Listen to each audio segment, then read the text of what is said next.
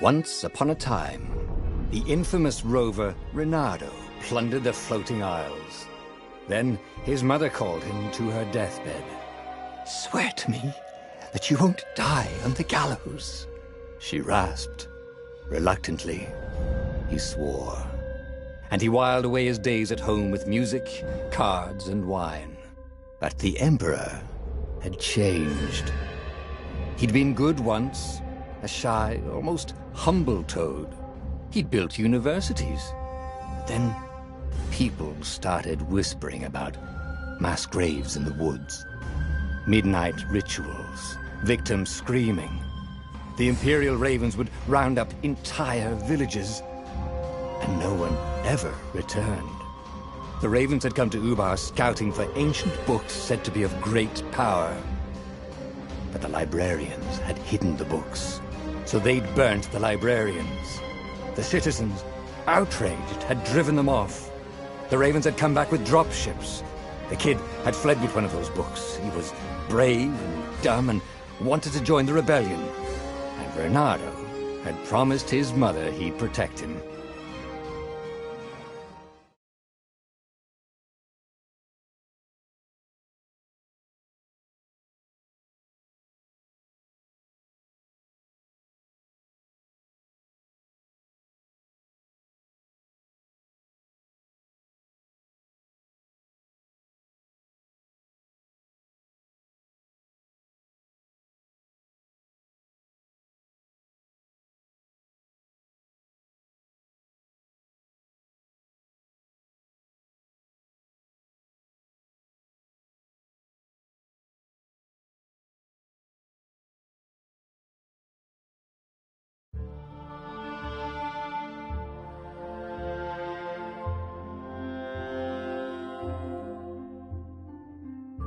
The kid was looking down, watching his city burn. "Sorry, kid," Reynardo told the kid. "Look, if we give them the book, they'll leave you alone." "My mother died for this book!" "I promised her I'd protect you." "Oh, damn it." The kid had run off. With the book, of course. So Reynardo had to run after him.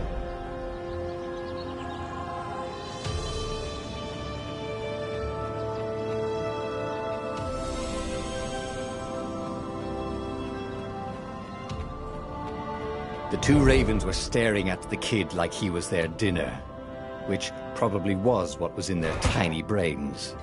"Hey," Reynardo said. They cocked their heads at him. "Pick on someone as ugly as you."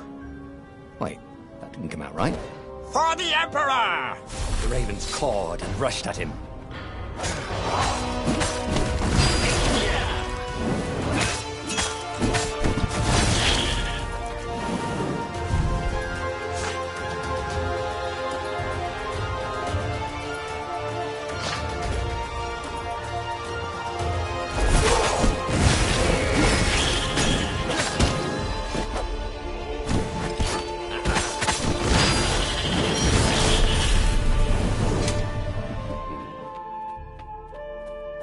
A dropship flew overhead. He hoped they hadn't noticed him. The kid.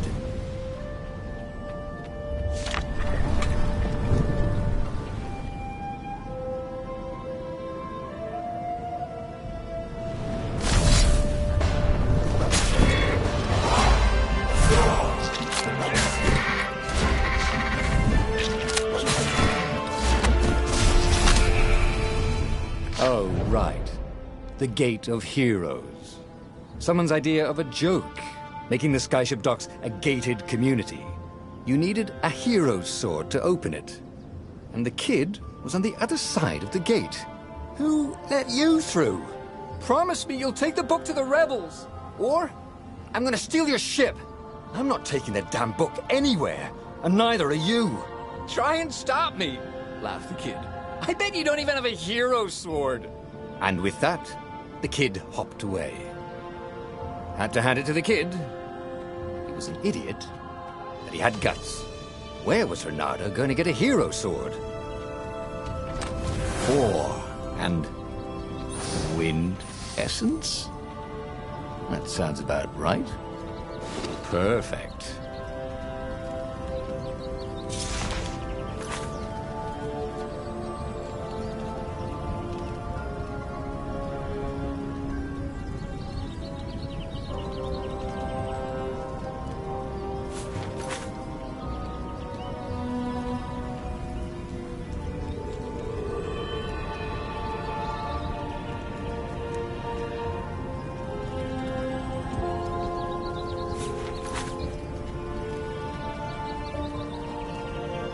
Hero Sword.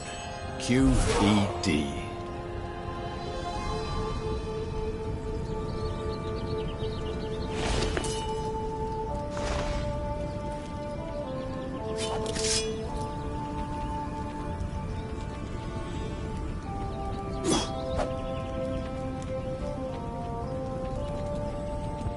This is what he got for settling down and finding people to care about. The kid's mum had been a swell cook, and she'd laughed at Renado's jokes, even when he didn't know he'd made one. And the ravens had come to burn her. And she'd made him promise to protect the kid. But she never told him where the book was. Just the kid.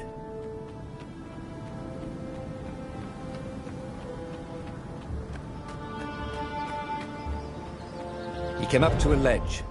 It was too far to jump. There'd been a bridge here before, hadn't there? And there was Peter, giggling at him.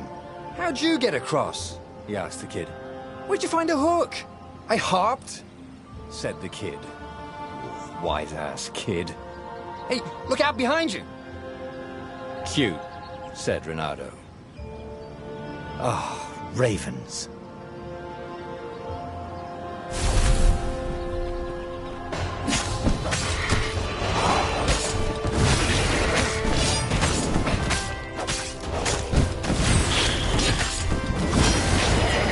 It was time to talk some sense into the kid. Just hook his way across the ledge and chase the kid down. Thing was, he hadn't used his hook since he'd retired. How had he done it? Maybe if he meditated at that altar there, he'd remember his old skills.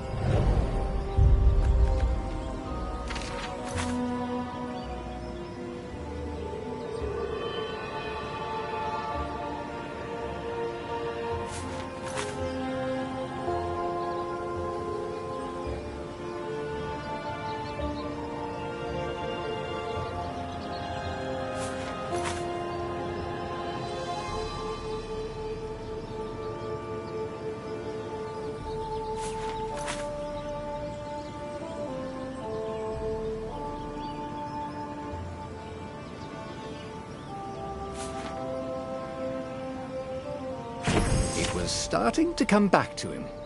Something you never completely forgot, like how to freeze time when attacking.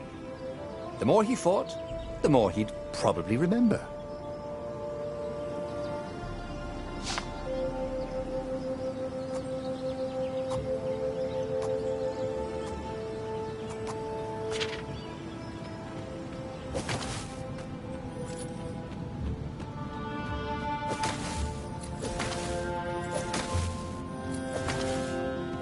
There was the Farfarer. She was the fastest ship he'd ever known. She could do the Kestra run in 12 furlongs. Well, so the salesman had told him.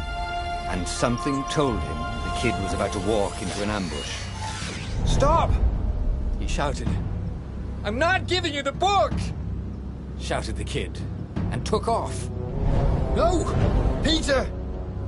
The kid ran for it, and a goggler nailed him with its ivy.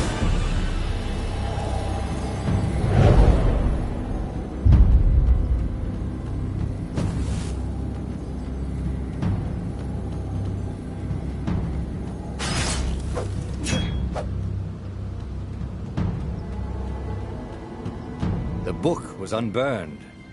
Next to it were the buckles from the kid's shoes, and a kid-sized pile of ashes. Damn it. Why hadn't he lied and told the kid he'd take the book to the rebels? The kid would be alive now. Really pissed off and betrayed, but alive. Oh, damn it. Renato picked up the book. He couldn't let the Empire have it now.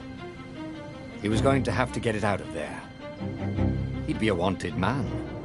Probably have to join the rebellion just to have a place to dock. Well, he'd hated home life anyway.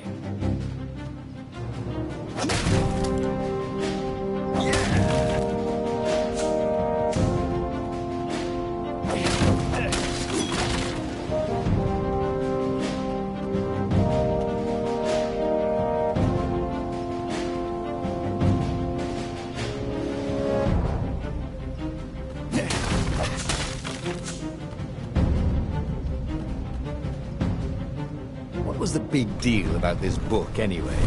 Maybe he should open it and find out. All that had been years ago. How many? The war was a blur, and now 3 Raven scout ships were chasing him. Where are you running, rebel? Cawed the Raven captain over the loud hailer. Renato could see them cranking up their catapults. Just going out for milk? Renato yelled back. Where can you run? Laughed the Raven horribly. Far behind him, another city was burning. The dark cloud above its island was thousands of Imperial ships. The fleet was doing a thorough job. Take us to the rebel base! I will spare your life! It cawed. The entire jury-rigged rebel fleet was only a few islands to the east. Beyond that were only the pillars of heaven, a sea of endless blood-colored tornadoes. The rebellion was out of time, unless Renato could bring a game-changer. Maybe he could. Renato had found out where he could find the pieces of the Sky Ripper, the legendary weapon that had exiled the lost gods. Surely a legendary weapon could win the final battle. On the other hand, his old friend Lapino had sent Renato a desperate message saying he had a brilliant scheme to save the rebellion. If Renato could only rescue him. Renato dived the Farfarer towards the abyss. As he felt the heat of the jet stream, the Raven ships peeled off, not stable enough to follow him down there. Now it was time to choose. Lapino or the Sky Ripper.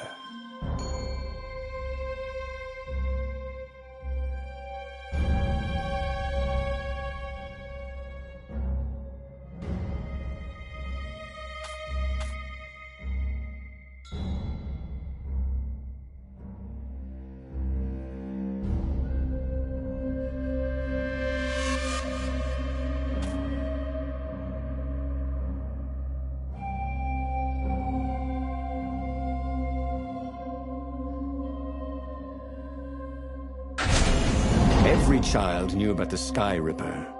The Transcendent Emperor had buried its pieces. What could have brought them to light?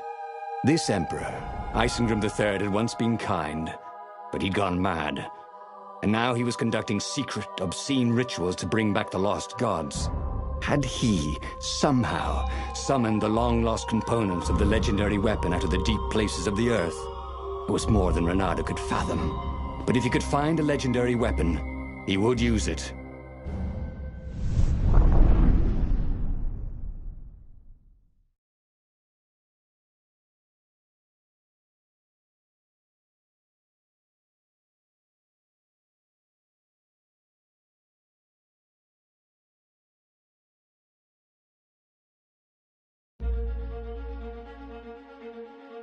As he set foot on the island, Renato could not help but feel a tinge of guilt. He'd left Lapino behind. He hoped the Mad Rabbit had somehow escaped the Ravens. He hoped they hadn't eaten him. If they had, he hoped they hadn't eaten him alive. Why had he chosen the Sky Ripper? Renato never made plans that required constant vigilance. He was a hero. He didn't think too much. He just went with his gut and hoped it all worked out. The Sky Ripper was a long shot. He'd have to devote himself to it. No side journeys, no rescuing old friends. That was against his nature. Could he stick with it?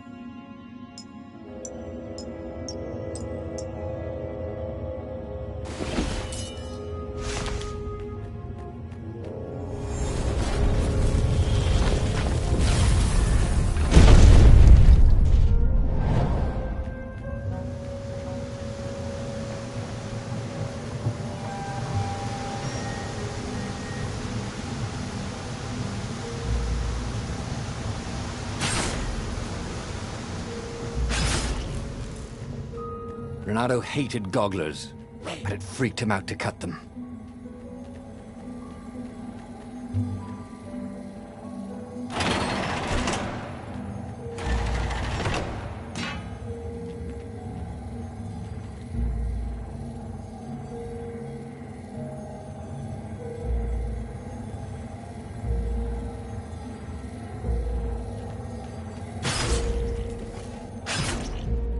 The people who had built this castle, did they even know what monstrous weapon lay hidden within their walls? The Sky Ripper could destroy anything it touched, or so the legend said. As the Transcendent Emperor had fought the lost gods, thousands of thousands had died. But Renato had been through wars. The only merciful war was a short one.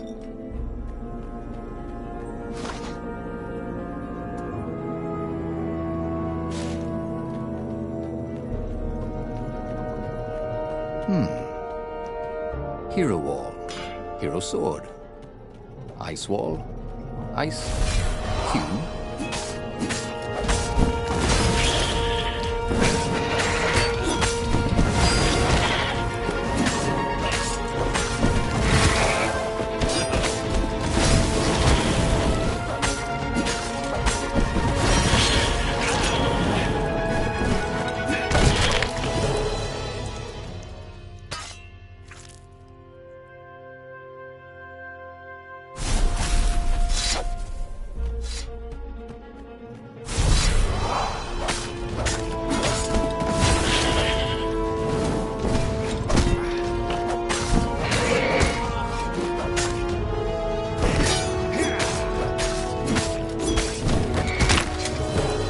For some reason, Renato remembered a fairy tale his mother had told him.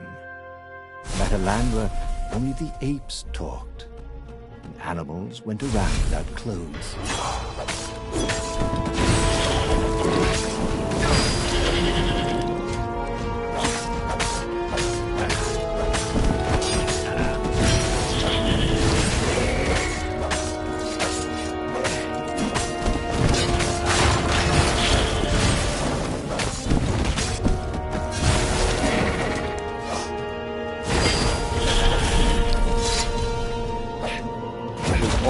Coming back to him. He wondered what he'd remember next.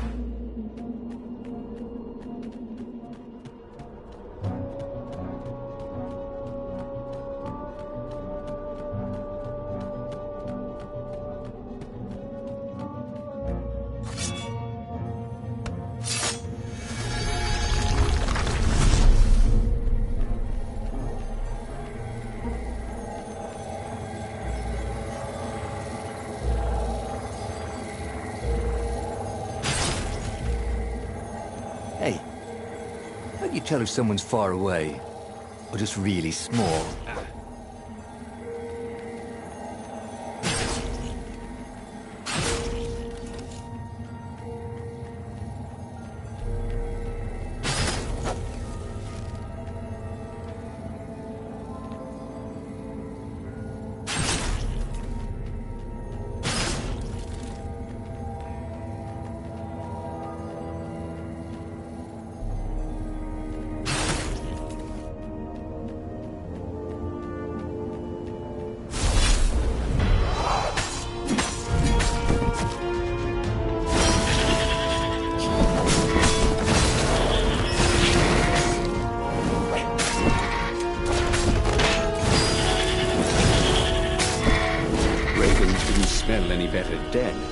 thought.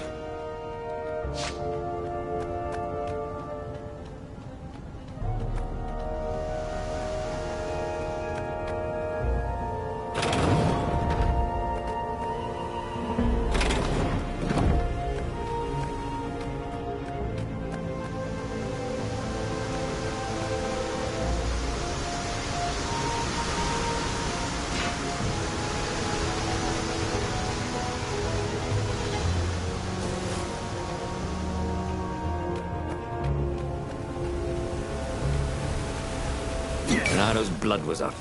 He just needed to smash something.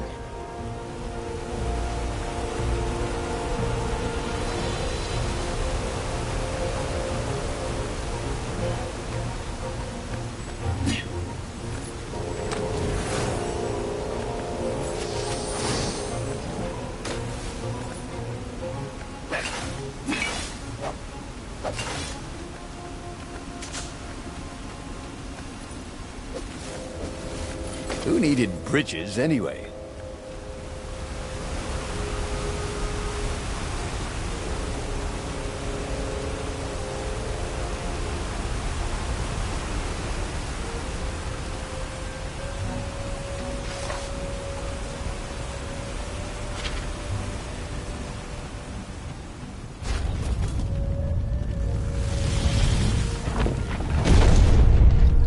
There it was.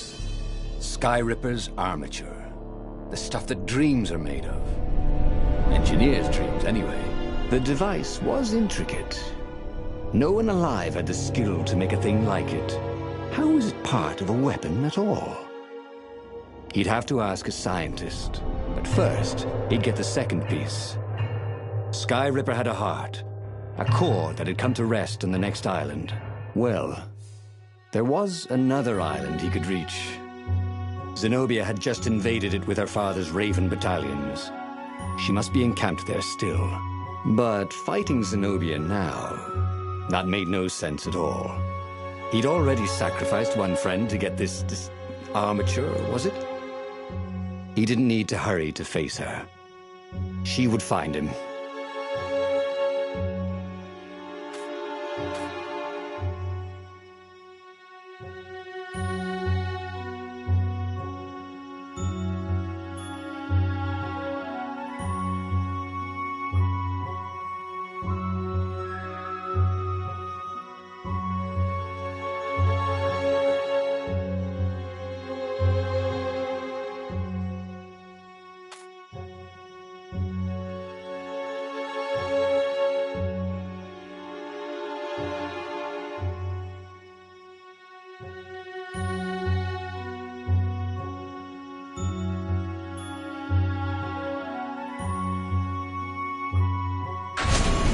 It was a no-brainer. He'd sacrificed his old friend Lapino to get the armature. And the armature was useless by itself, only a series of coils and wheels. War demanded sacrifices, and he would make more before the end. He would have to choose the greatest good no matter how much it cost him. Zenobia. Well, he would see her sooner or later, across a battlefield or a sword's point before all this was over. He was sure of that. The power was in the core. Obviously, he had to get the core.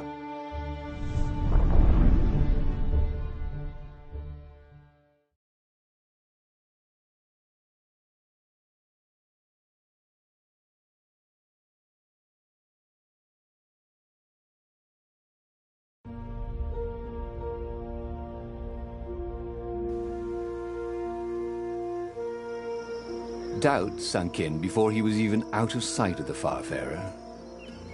Why had he chosen the Skyripper? It was the sort of path he'd always avoided. The path of responsibility, of seriousness. Had he grown up? He didn't feel grown up. He'd made this decision from his gut, like he always did. Somehow, he'd impulsively decided to stop being impulsive. Did that make any sense?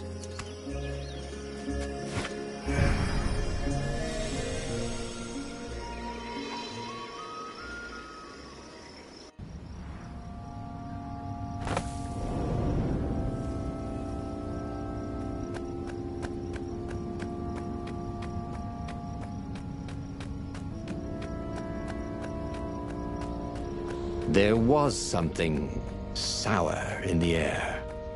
Like the earth had ruptured over something that had been fermenting for a very long time.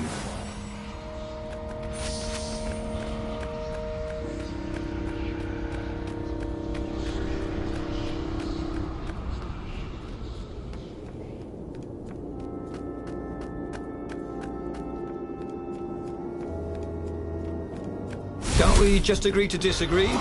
Said Renato. No?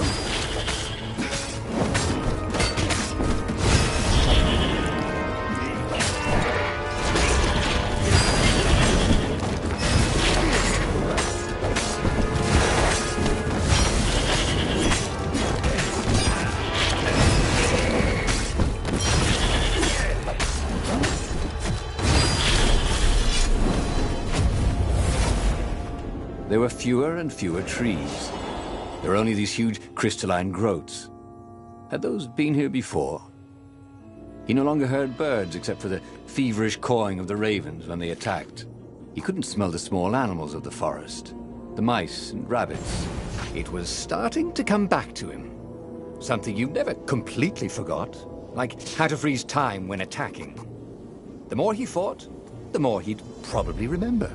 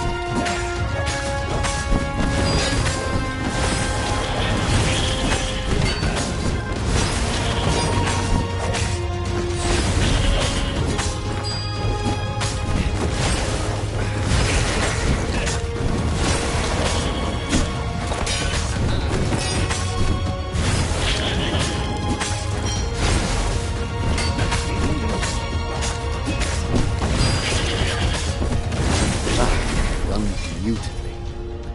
Where was a bard when you needed one?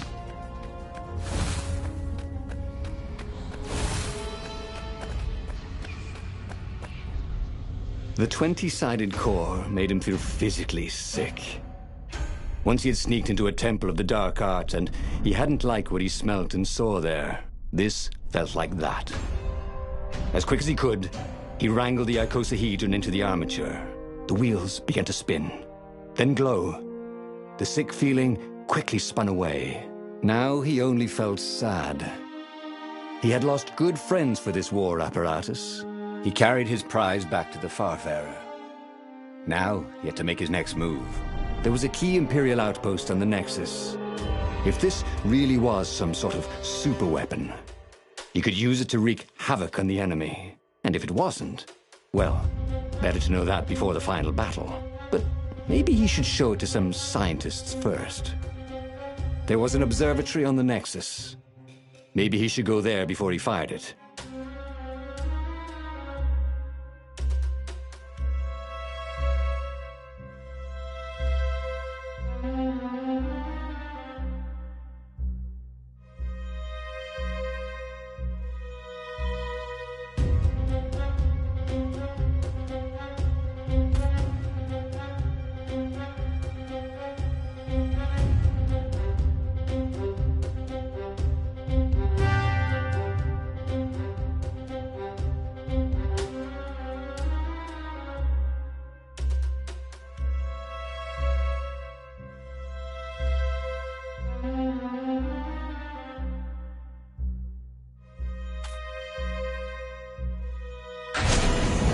Of course, if you've just assembled a weapon out of legend that can exile gods from the world, you'd want to have a scientist or two look at it.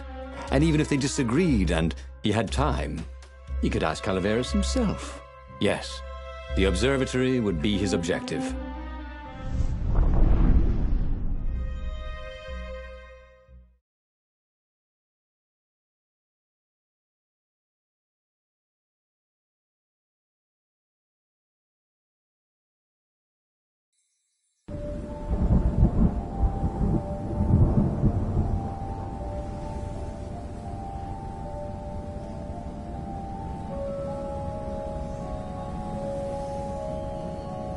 Why had the parts of the Sky Ripper only surfaced now, thousands of years after the Transcendent Emperor had dismantled it?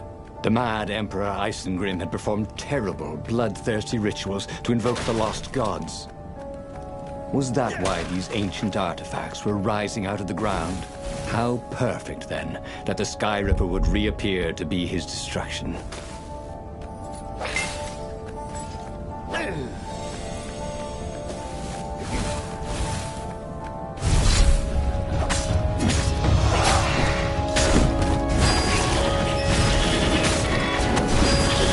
Danced around the room yelling, oh yeah, that's how we do it. It was something he liked to do, but only after he'd killed all the witnesses.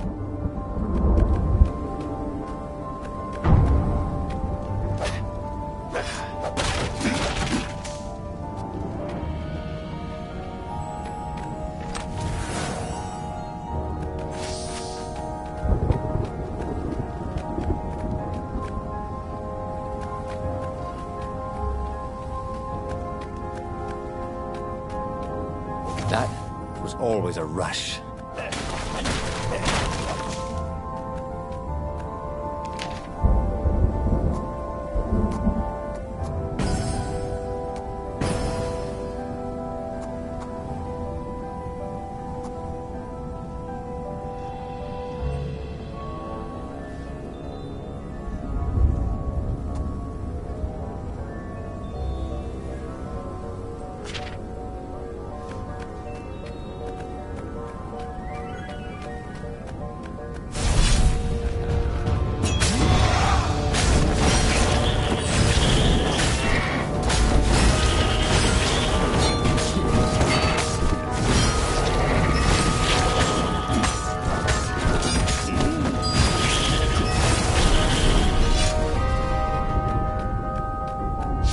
A legendary weapon was exactly what the rebellion needed. They were outnumbered. The once kind emperor had become a tyrant. But his ravens stayed loyal, for he fed them his victims, and the other animals were too frightened to rebel. Renato shuddered at what the emperor was trying to do. To bring back the lost gods, the Black Harvest, the Black Sun? No. He would stop that toad, no matter what the risk.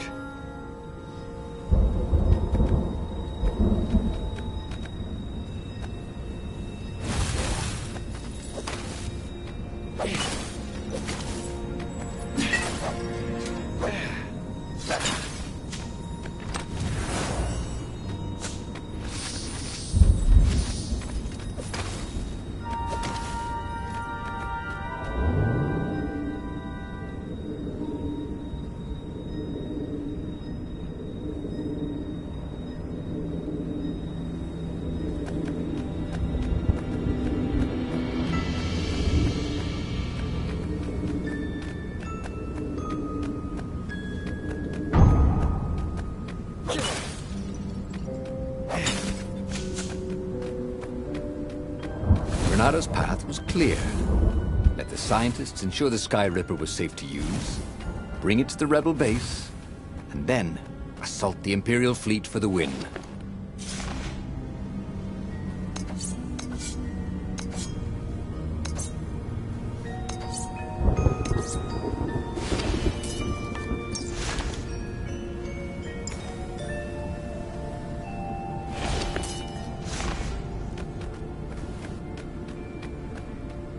Imagine if you built a house of one of these things. Oh, that would be amazing. It would be like having a boat.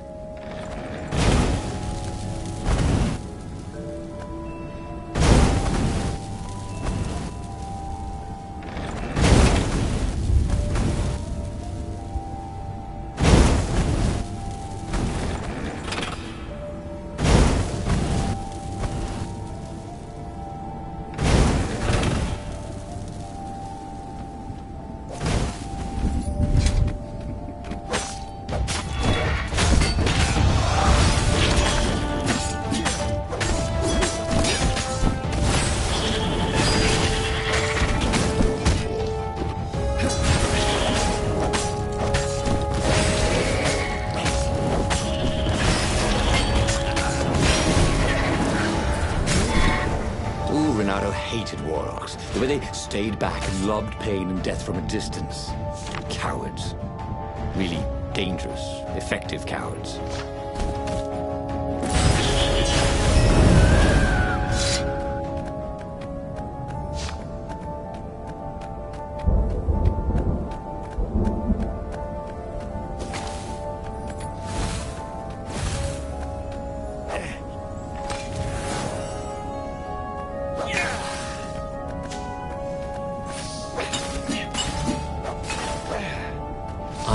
Wonder what I could make with all these sword crafting materials, thought Renato.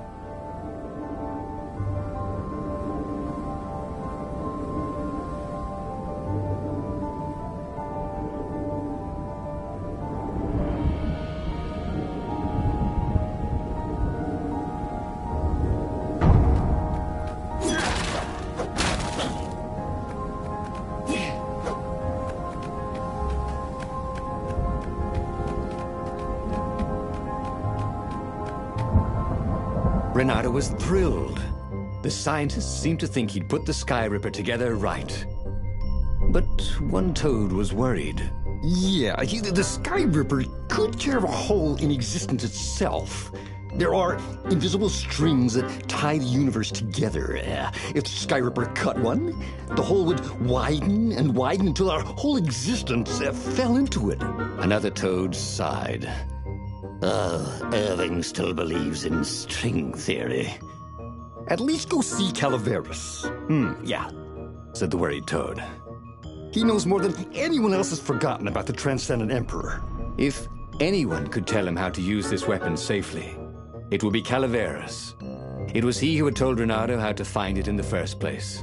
But maybe he had to give up on using it as a weapon. Maybe he had to go to the secret rebel base and ask the generals there what he could do with a weapon that he dared not use.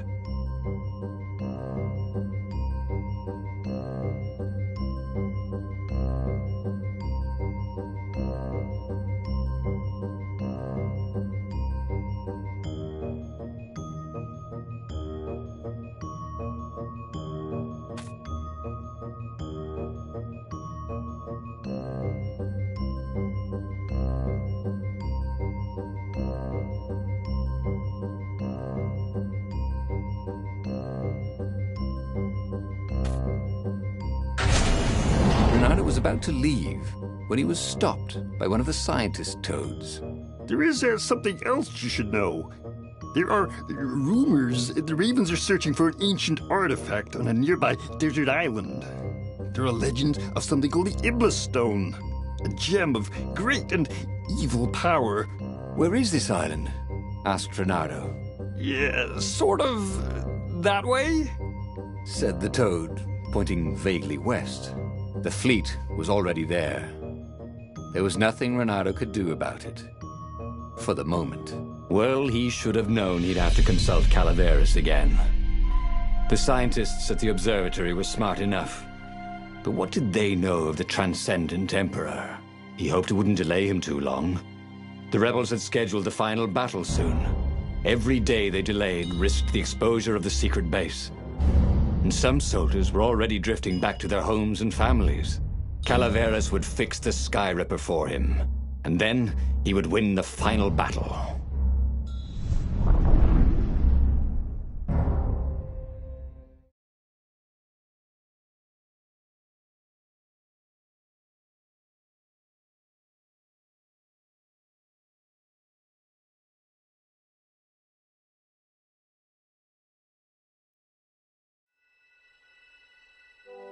Maybe it was the cold, but after a few steps, Renato's optimism started to slump. What if Calaveras couldn't help? Did Renato dare use the Sky Ripper? Oh, he hated that he had chosen this path. It was so much simpler to rescue friends and attack enemies, even if some of those friends were more trouble than his enemies. Some of those enemies had been friends before and might be lovers after. No, okay, it wasn't all that much simpler, no. Physics made his brain hurt. That, at least, he was sure of.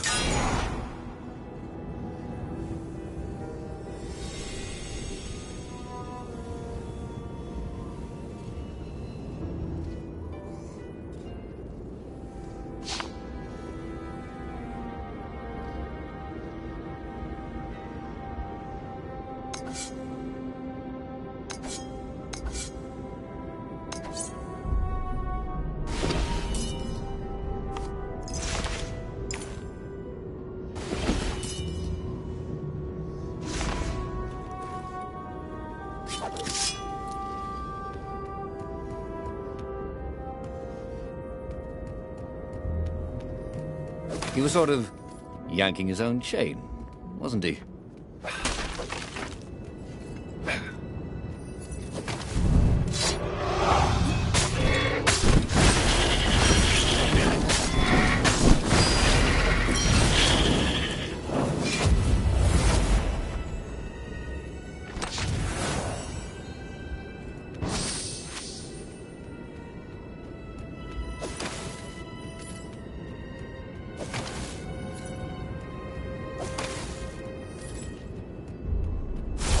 Before I kill you guys, Renata said. do any of you know where I can get a good smoothie around here?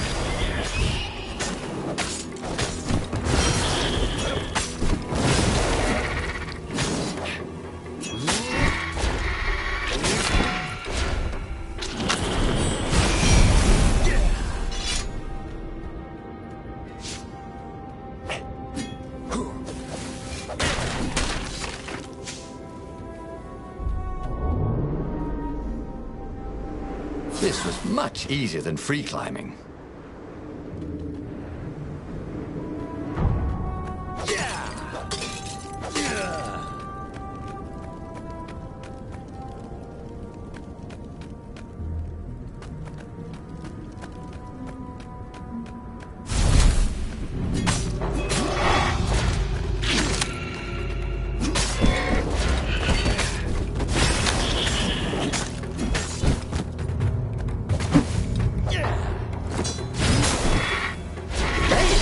Welcome to Earth. Renato told the corpses. It was something he'd seen in a play once.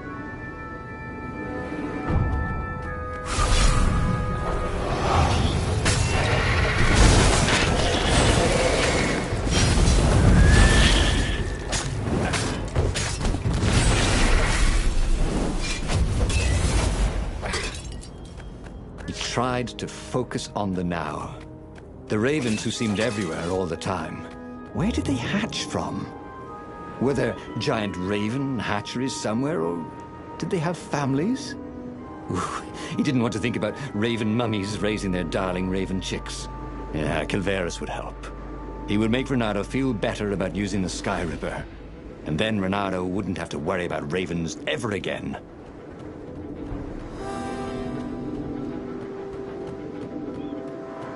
Renato's paws were getting numb. Calaveras really didn't want company, did he?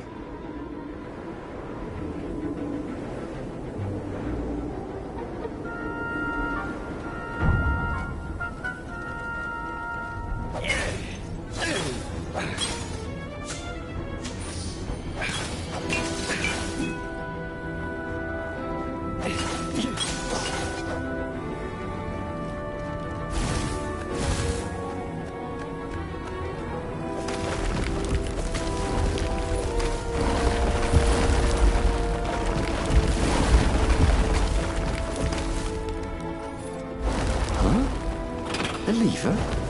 That was new. Most people still use doorknobs.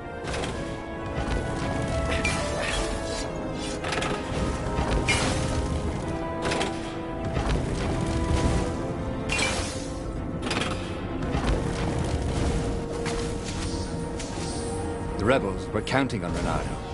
He hoped Calaveras knew what he was doing.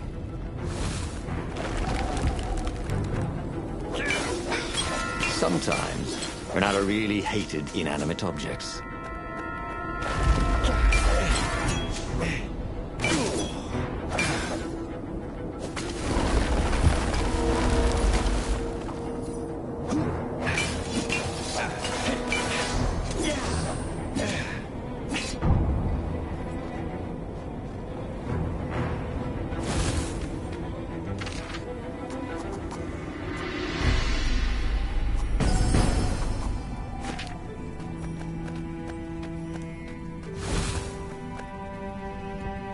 Calaveras had never let him down. Yeah, of course I can make it work better.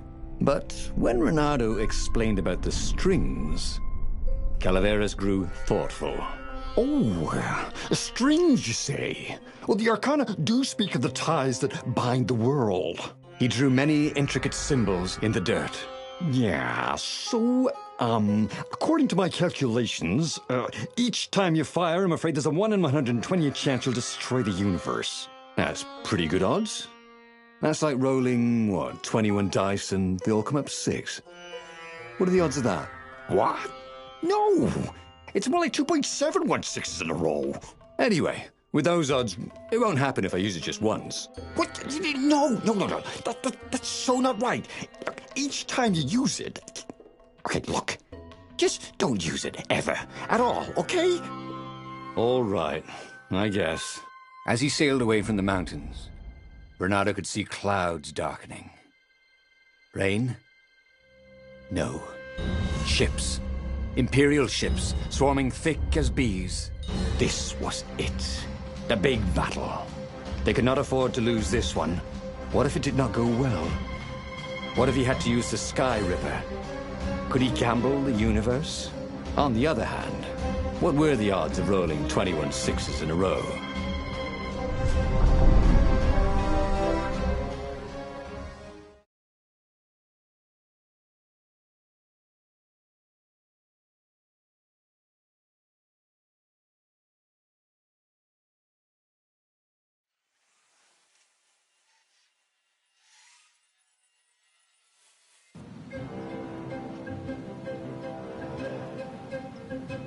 The battle was not going spectacularly well. What had the rebels been thinking? They'd been thinking he would bring the Sky Ripper, or the Iblis Stone, or that he'd sideline Zenobia somehow, or turn her. Couldn't he use the Sky Ripper just once? After all, if chances were 1 in 128, that meant he'd for sure be okay the first time. They'd get worse each time he used it, but the first time would be okay, right? He wasn't sure that it was right. So he didn't fire the Sky Ripper. He just brought it along, in case.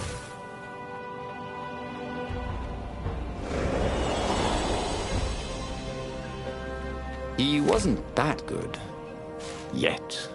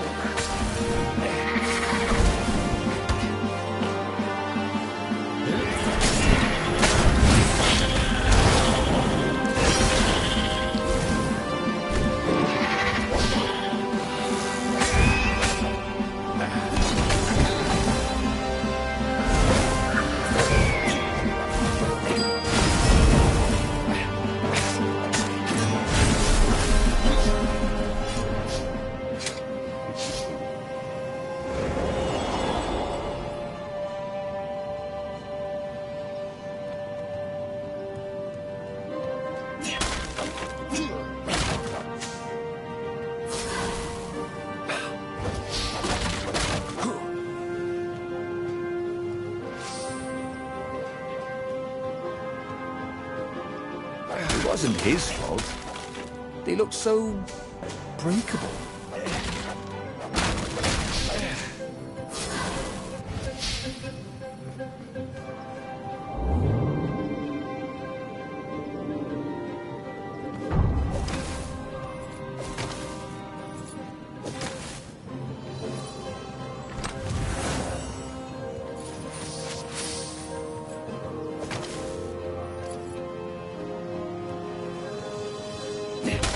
Bernardo felt a little better.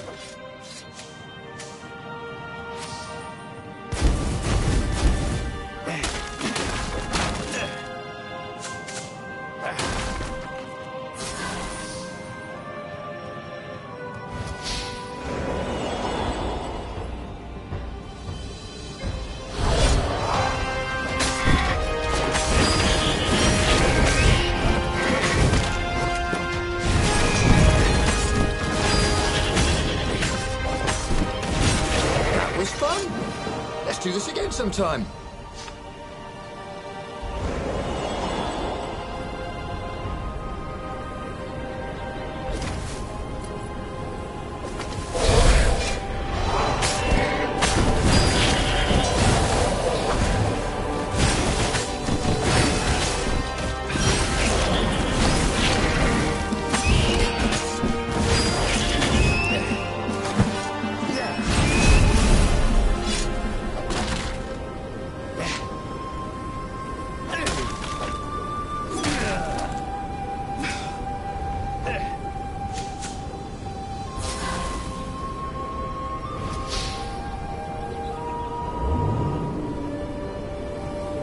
This was definitely better than pulling yourself up in a bucket.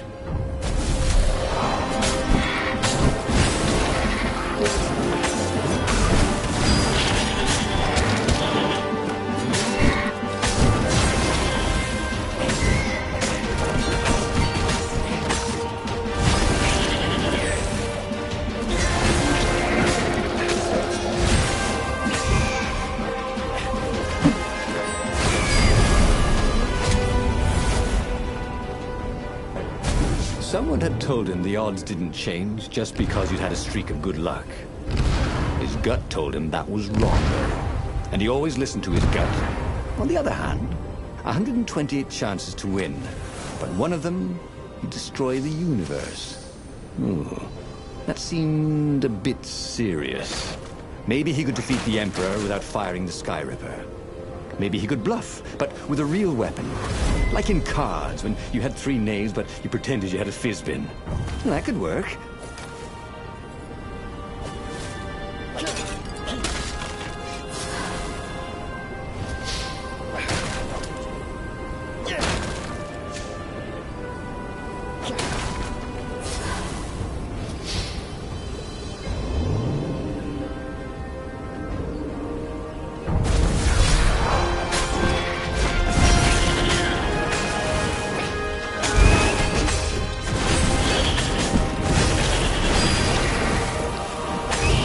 Don't be shy.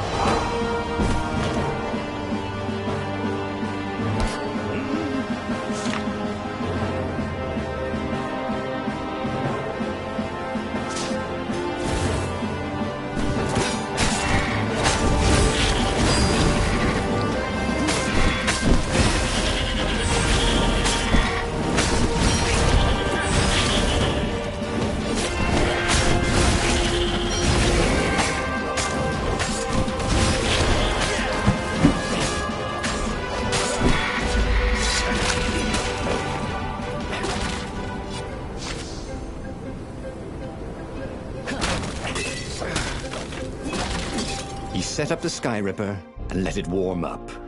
He would bluff if he had to. Zenobia came out, flanked by a very daunting platoon of ravens. You won't actually use that, she said in that annoying, I know everything because I'm a cat and you know nothing because you're just a fox voice she had. Or I know the odds. Good, because there's a real chance you could destroy the universe. No, not the first time I use it. The odds are too low. What? No? Yeah, sure. The first time, the odds are practically nothing. They only go up if I use it a bunch more times. No, but that's not how odds work. Didn't you pay attention in class? Now surrender, or I'll use it. Just once, he said. Don't. He felt sure the odds were with him. He had to go with his gut. That's what heroes do. Fire, he said. Please? The Sky Ripper fired. With a tremendous whoosh, the Emperor's flagship went up in flames. It was awesome. And then he noticed there was a hole in the air. A blackness, like a tear in a parchment. Wind was blowing into it, widening it. It grew larger, and even larger. Crates fell upwards into it, and the world itself seemed bent, like the reflection on a curved mirror, as it poured into the ravenous hole. Ah, 1 in 128. What are the odds? Thought Reynardo, and then everything fell into the hole and was gone. Okay, that was weird. He could have sworn he just died. Instead, he was on the Farfarer, sailing away from Ubar. And it was still burning. He'd fled burning Ubar years ago, hadn't he? And now he was back there.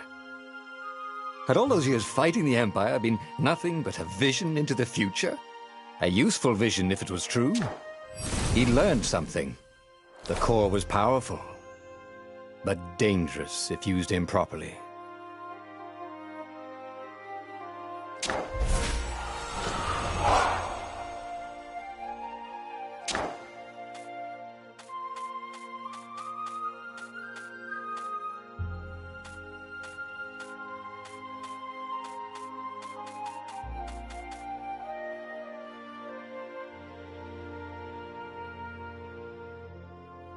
He'd made bad choices. But now, when the real battle came, he wouldn't make those choices. He wouldn't make the same mistake twice. The book's pages began to flip backwards, towards the beginning. And he realized that his adventure was just beginning. The clouds parted over the Isles of Boreas. It was time to choose. The rebellion was in trouble. Ravens were scouting for the secret rebel base. They needed a game changer. Pieces of the Sky Ripper had surfaced. Reynardo knew that using it could go catastrophically wrong, but he was sure he could figure out how to use it safely. Also, a temple had risen out of empty desert. The Emperor had brought the Sky Ripper pieces up out of ancient burial by his obscene rituals. Could this be where the Iblis Stone was hidden? Someone better get it before he does, thought Reynardo. On the other hand, his old friend Lapino needed rescuing. Lapino was no game changer, but could Reynardo really leave an old friend to the Ravens?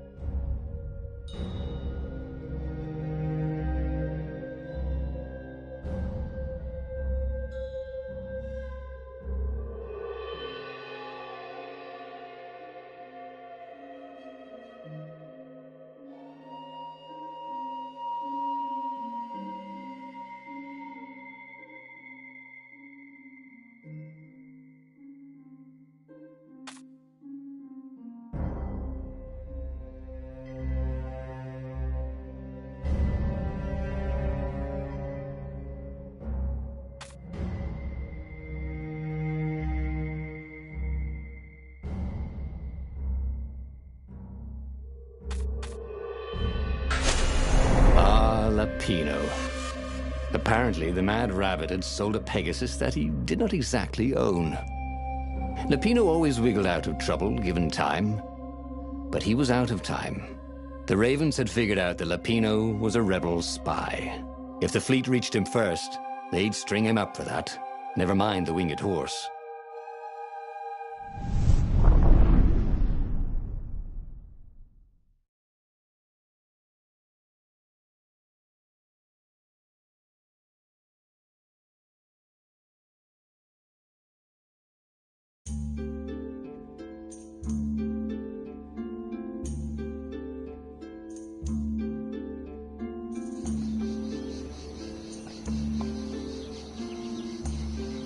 Lapino had apparently managed to confuse the judge by arguing that he hadn't actually stolen a winged horse. He'd only sold it.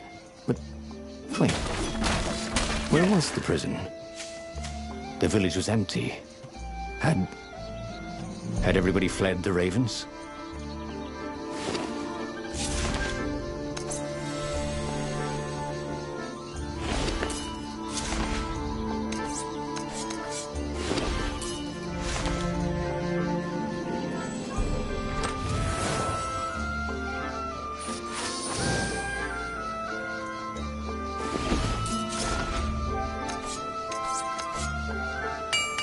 Sword from the south was terrific for barbecuing sausages and ravens.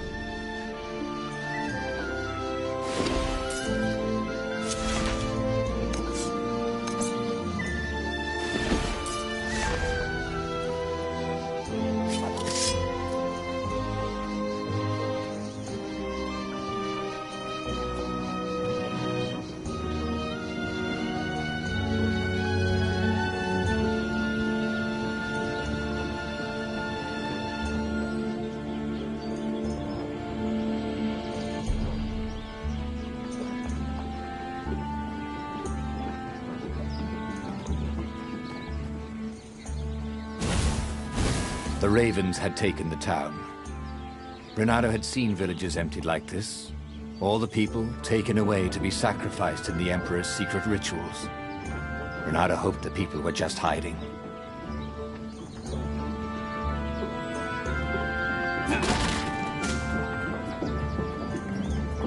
Renato looked around the empty village and reflected. The Sky Ripper had turned out to be far too dangerous to be used. Time to turn to what he knew best. What was the point of this gate? Did they think no one would notice the lever?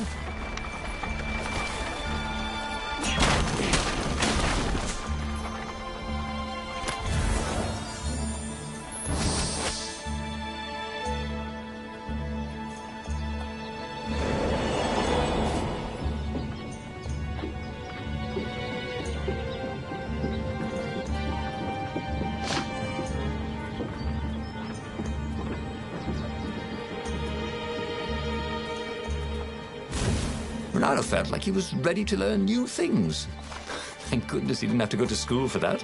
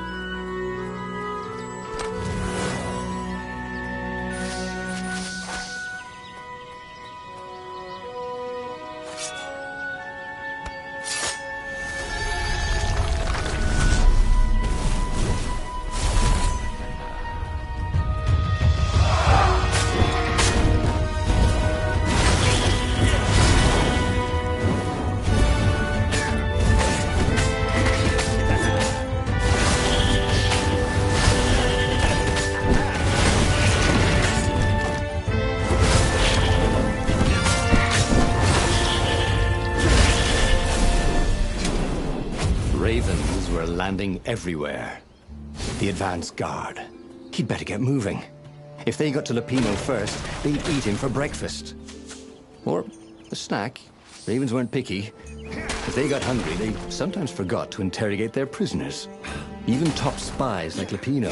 Where had the mad rabbit got to?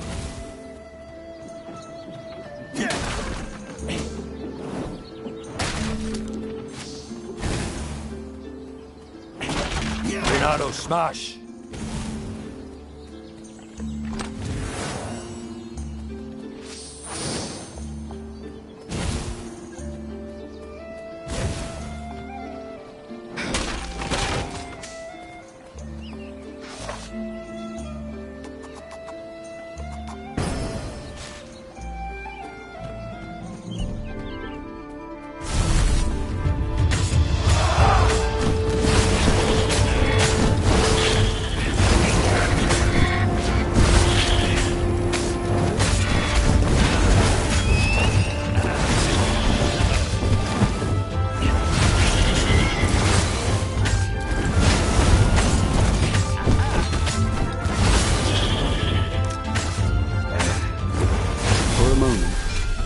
Wished that somebody had been watching.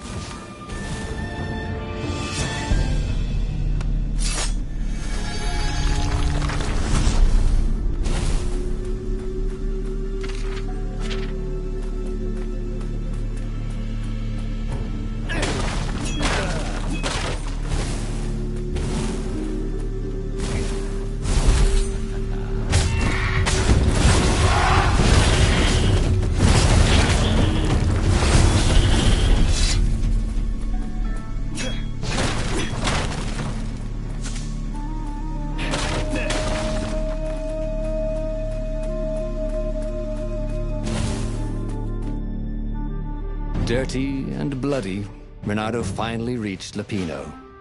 The rabbit was practicing his shuffle. Renato recognized the cards. It was Lupino's favorite deck. Oh, I thought you were in danger. I am. The ravens are coming. Oh, the prison thing. Right, yeah, we see this guard owed me 53 ducats, so we made a deal. They're very reasonable people, actually, for weasels. Now, I got a brilliant plan to kidnap Zenobia. We capture Zenobia, we find out what she knows, and that's the whole war right there. Easy peasy, lemon squeezy. Capture the Emperor's greatest general, who also happened to be a deadly sorcerer and, oh, his only daughter? That would be worth it. On the other hand, he could still get to the core of the Sky Ripper, even if he couldn't get the whole thing. It must have great power.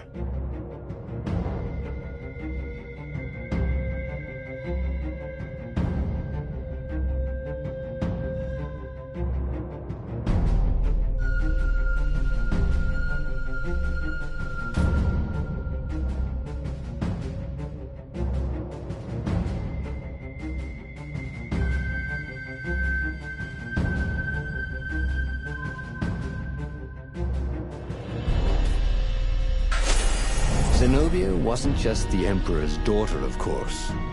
She'd been Renado's best friend in Sword Fu school. And you're still mad for her, the rabbit reminded him. They'd been close. She'd told him things no one else knew. But she'd never told him who she really was. She knows all the Emperor's plans, chuckled the master spy. She won't give them up easily. She'll tell the interrogators, all right, said Lapino. Taking her would change the game, all right.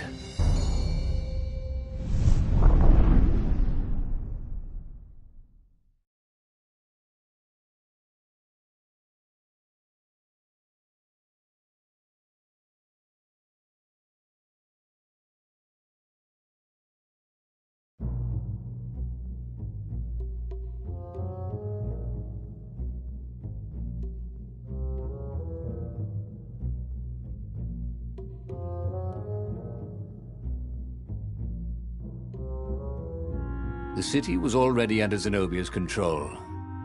I had to admire her efficiency.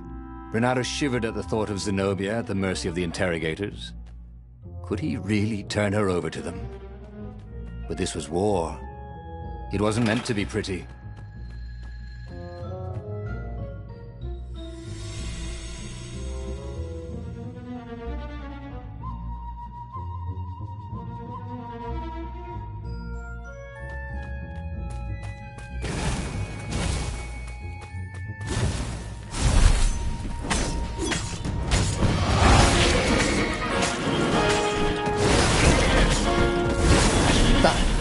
How we do it, said Renato to himself.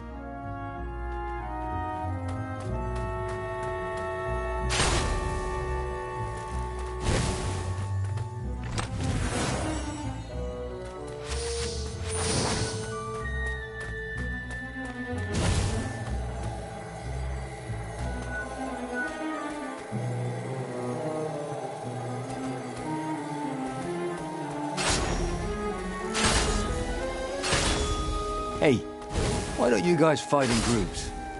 Oh, I know. Because there's no I in team.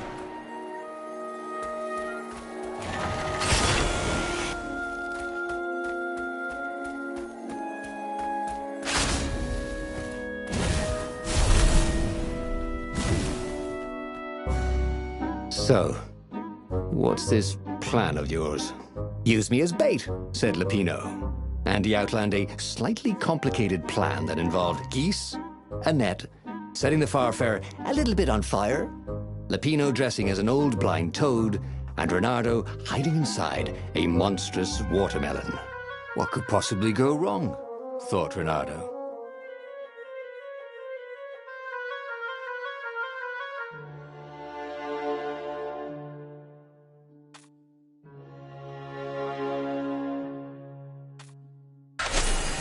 Oh, this is going to be fun, said Lapino, as he ran to go set up his marvelous plan.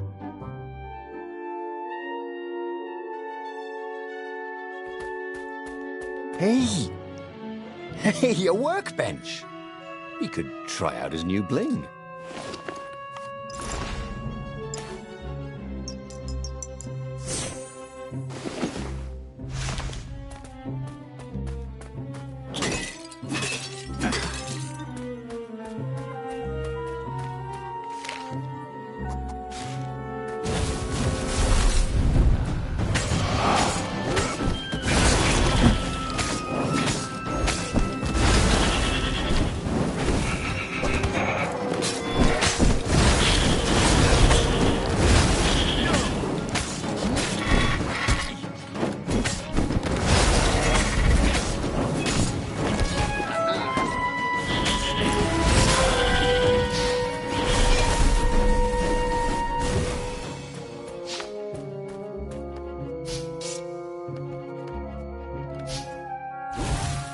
Renato felt dubious about the whole plan. With every step, he was waiting for it all to go horribly wrong. But against all odds, Peppino's idiotic plan worked. Zenobia's ravens ran off after the geese, the net dropped, and Renato jumped out of the watermelon and put his sword to Zenobia's throat. Renato, she said, are those new scars? They look good on you. You never return my velvet jacket. It was my favorite. You look stupid in velvet. Oh, what does an imperial princess know about style? Oh, get a room, you two, said Latino. But the fleet was coming on fast, so they put Zenobia on the Farfarer and took her east over the Nexus. She'd vanished from Swordfu School, from his life, without even saying goodbye, without ever telling him she was the Emperor's adopted daughter. Ah, Lapina was right, Renato thought reluctantly. She knows things. She recognized his look. You're taking me to the interrogators, aren't you? She said, wide-eyed. And then she jumped, with horror. Renato saw Zenobia plummeting. Then he saw the Nexus below them. Cats always land on their feet. Ah, she'll head for the Imperial outpost, yelled Peppino. You have to catch her.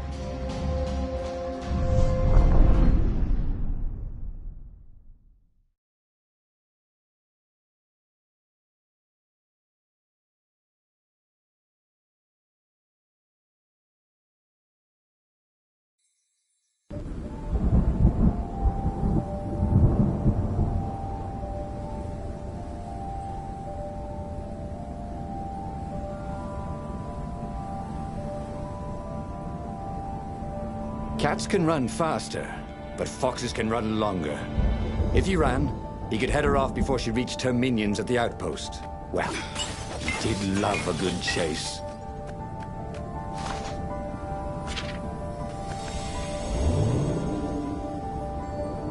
Oh, they really ought to put a railing on this thing, he thought.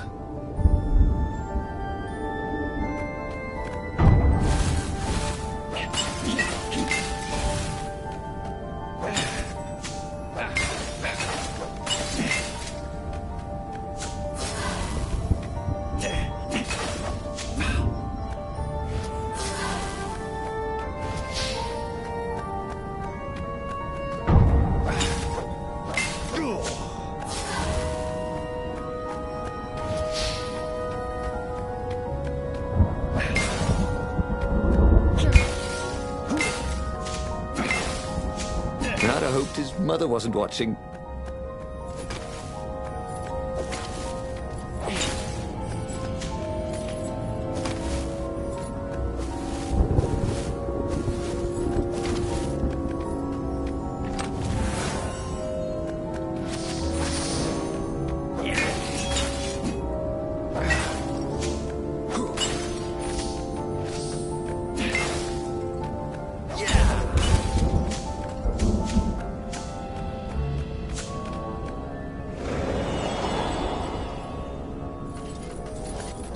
What were these poles exactly? Parking meters from the time of the lost gods?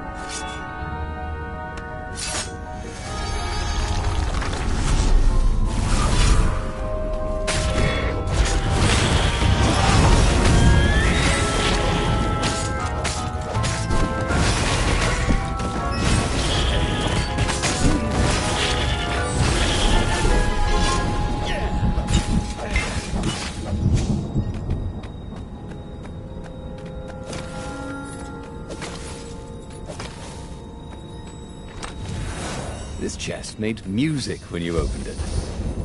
Too bad it was Muzak.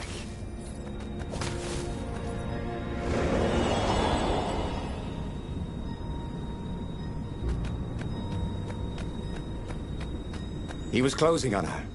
He could smell her fear. He tried not to think about the interrogators at the secret base. What did they do to her? maybe it didn't have to end that way. Maybe he could talk to her. But, after all, there were worse things the Imperials had done to friends of his.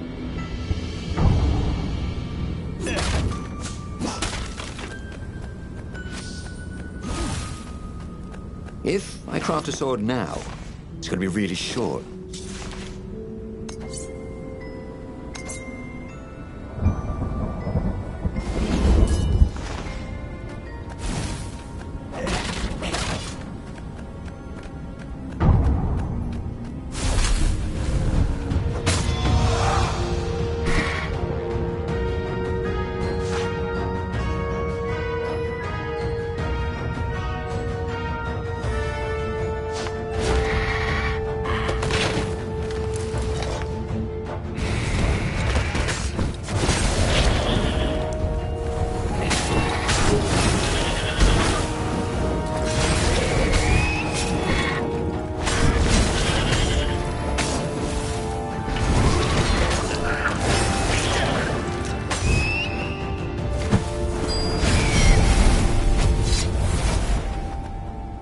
Bernardo reached the outpost. The Imperials there were no match for him. Soon after, Zenobia limped up the path. When she realized he was already in front of her, she didn't even try to run. Oh, you left without saying goodbye. Again, he said, please. I'm enjoying this a little too much. She said, shaken. Oh, spare us the chit-chat, would you? Said Lapino as he shackled her hands so she couldn't throw spells. She knows all his plans. All the way back to the Farfarer, Lapino nagged Renato about how the interrogators would pry all the intel out of Zenobia. How that would turn the tides in the imminent battle. All they had to do was take her to the rebels' secret base. Renato didn't like to think about what the interrogators would do to her. Couldn't he just talk to her?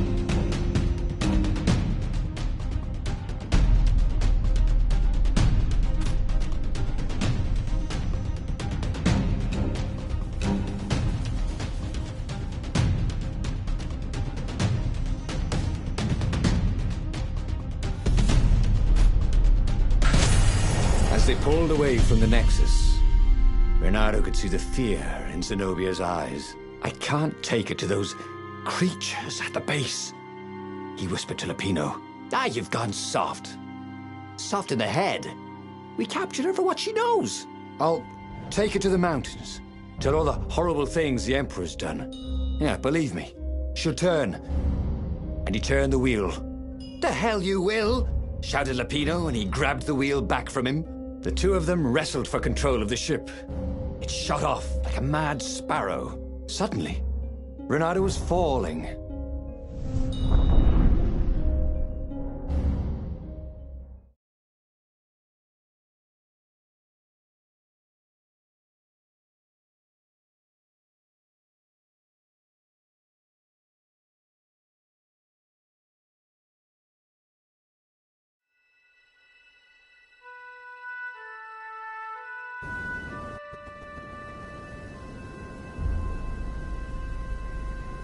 When he came to, Zenobia was standing over him.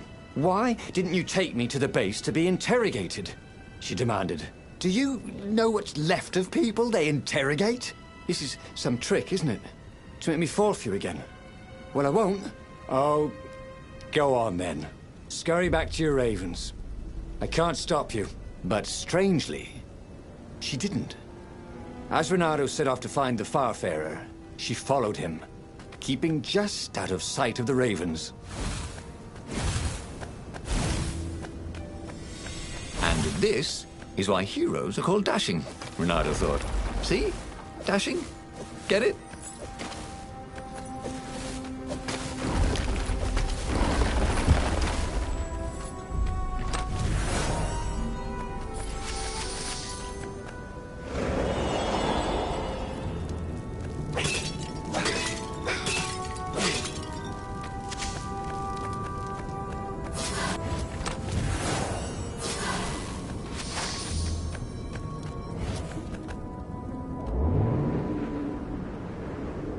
this thing really needed a roof.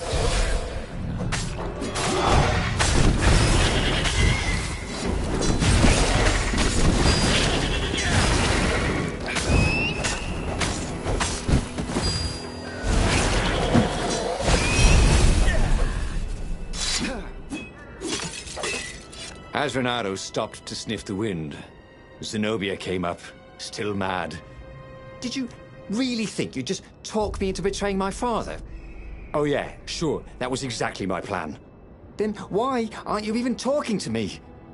Because I've never talked you into anything in my life. They're gonna court-martial you for letting me go. He caught a whiff of the Farfarer. Wet rope, tar, and a cask of Scobel ale he'd spilt last year. It was that way.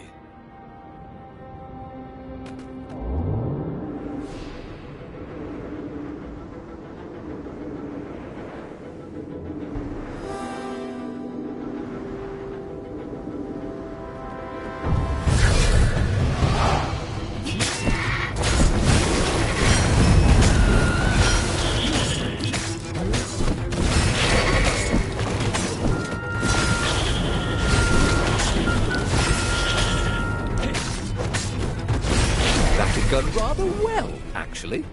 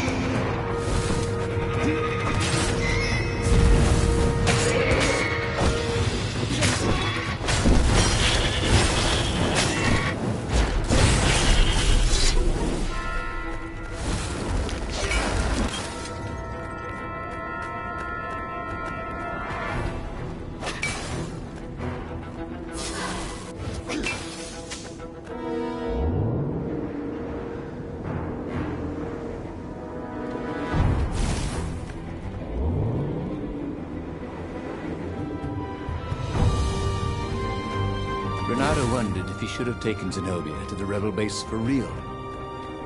Maybe she wasn't playing him after all. After the bleak talk about the Emperor's dark secrets, he was regretting his suspicion.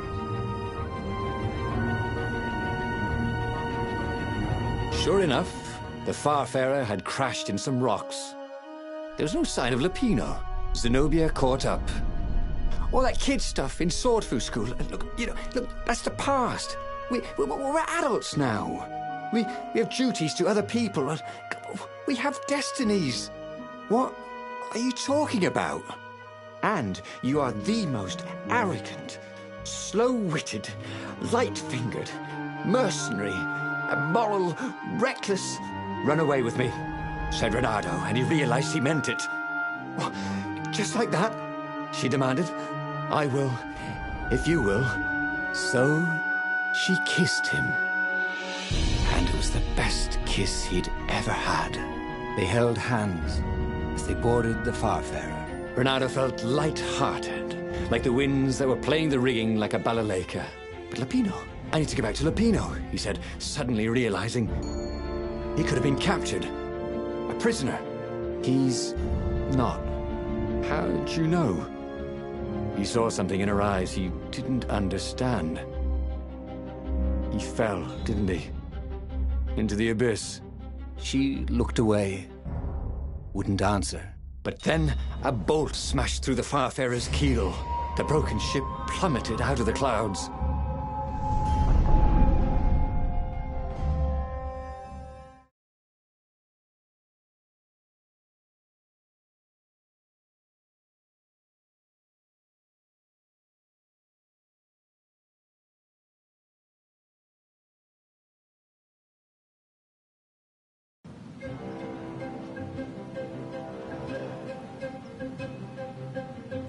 Renato picked himself off the deck. They were alive. We have to get to my private ship, she said. Do you trust me? I guess I must, he said. You go on ahead. Clear the path, she said. I can't kill my own soldiers. He wanted to say that he didn't trust her, that he had no idea what he was getting into. But he had no choice, did he? He was following his heart. That's what it means to be a hero. You had to follow your heart.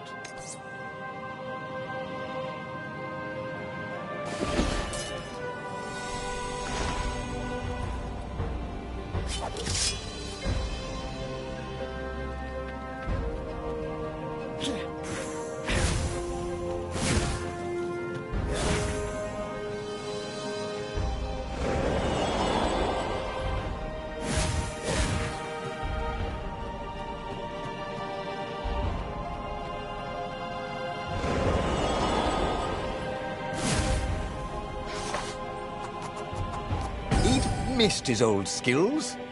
He welcomed them back like it was at a reunion.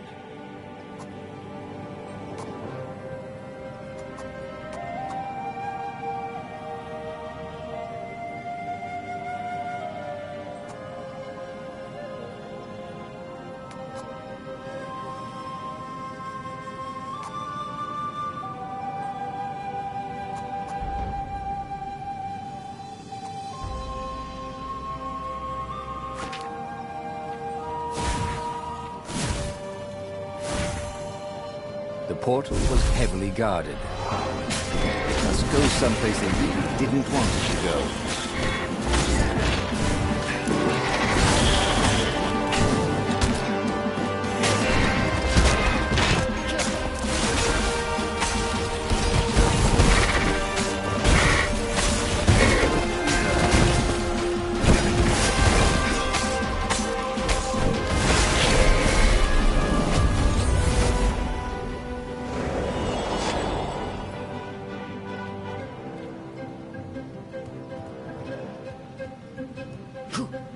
It was good to practice your moves, thought Reynardo. Keeps you limber.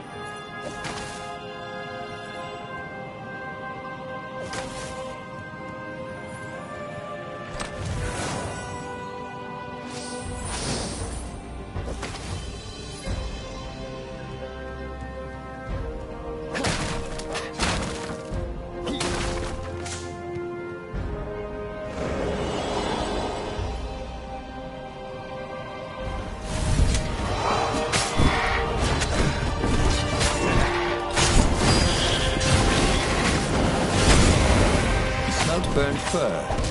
Yes.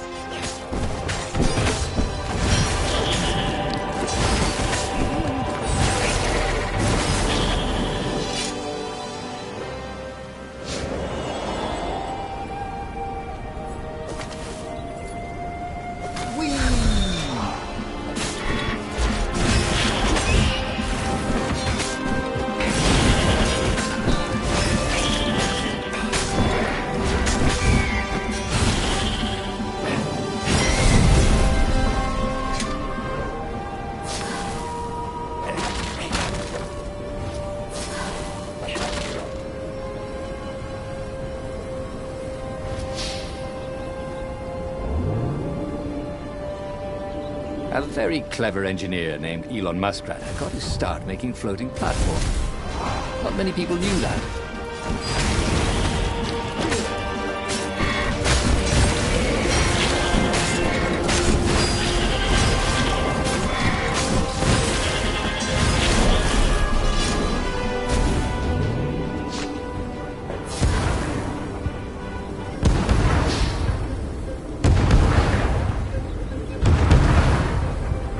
Paused to catch their breath. It was strange to be so close to her. What are you thinking? He asked. I'm trying very hard not to think. Me too, he said. Up ahead. He could see the thin silver of Zenobia's personal ship. It looked fast. They would leave all this behind.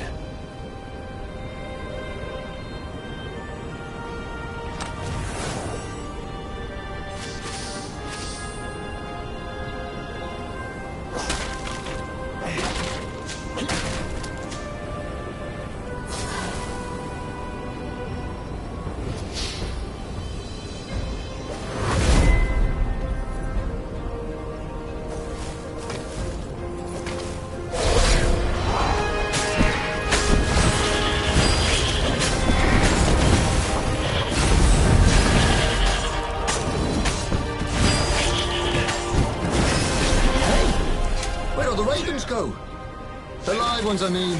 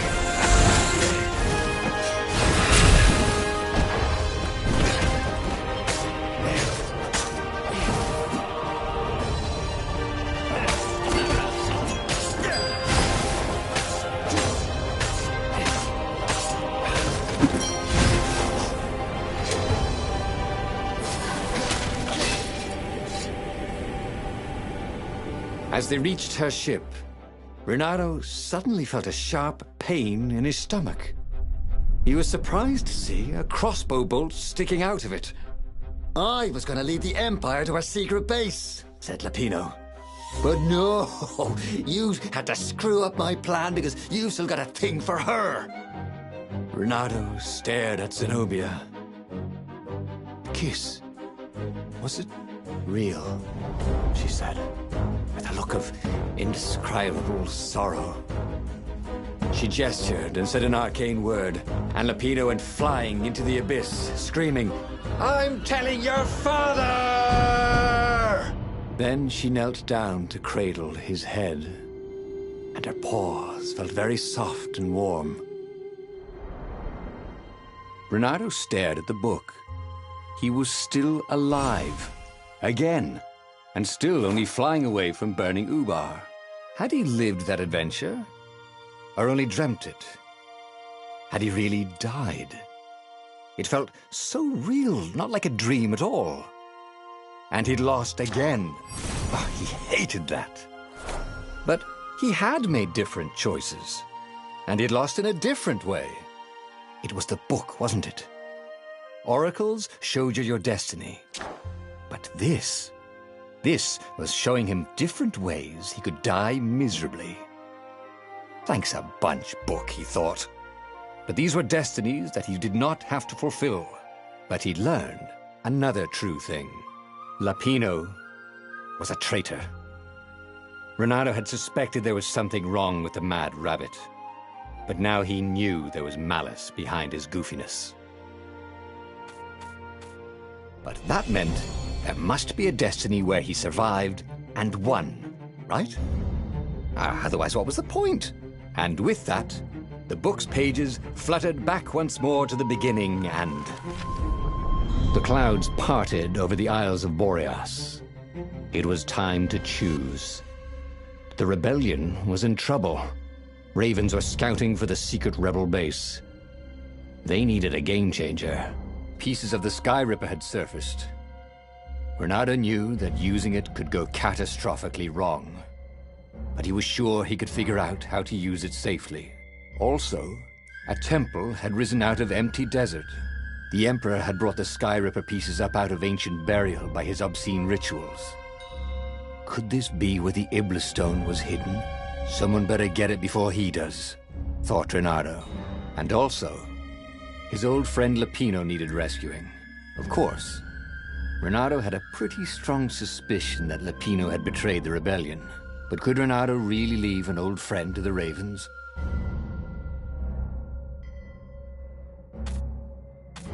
The island was windswept desert. No one went there except ostriches and ostrich hunters. The Iblis Stone. It sounded ominous.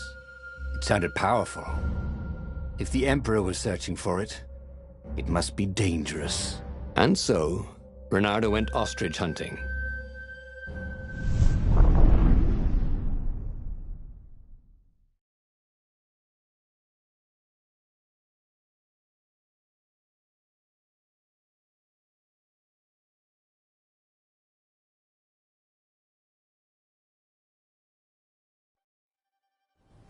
Every child could sing verses about the Sky Ripper, but ancient codices held hints of other things. A stone that ate souls, a ruby that drank blood, a jewel only a righteous man could give away. Were all these things the Iblis Stone?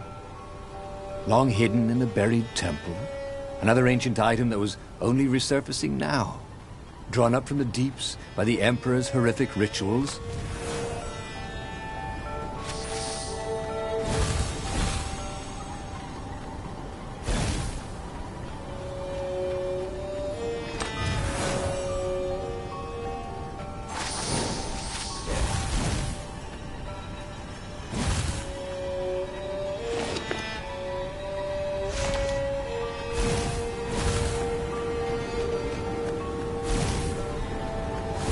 The air here tasted bitter. The steps were too tall for a person. The entire place felt restless, like it had been vexed to nightmare under the dust, waiting for its hour to come around at last.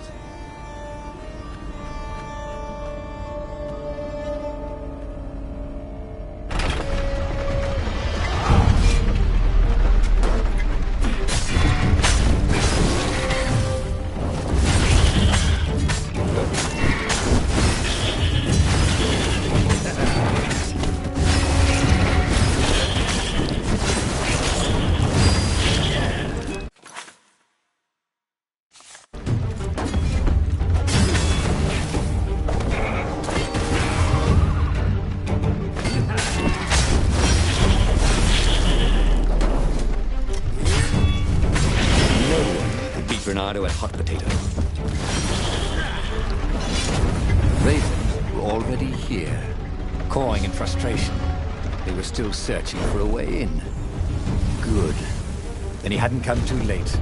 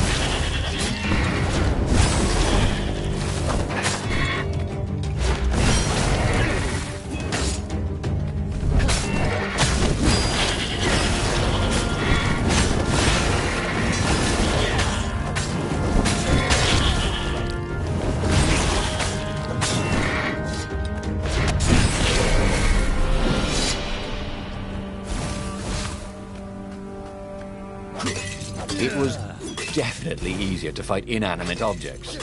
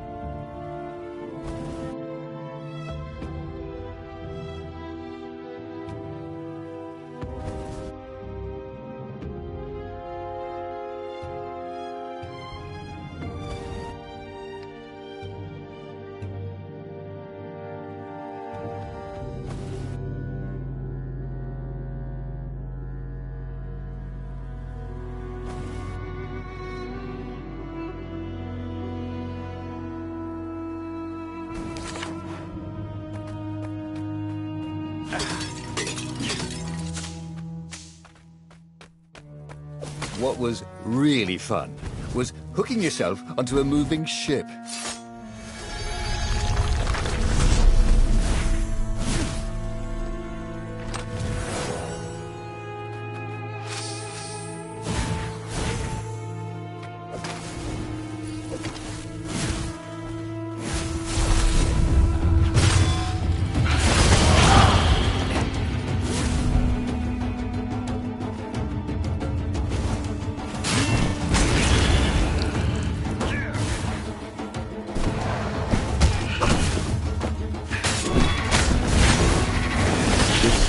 Not going spectacularly well, thought Renato.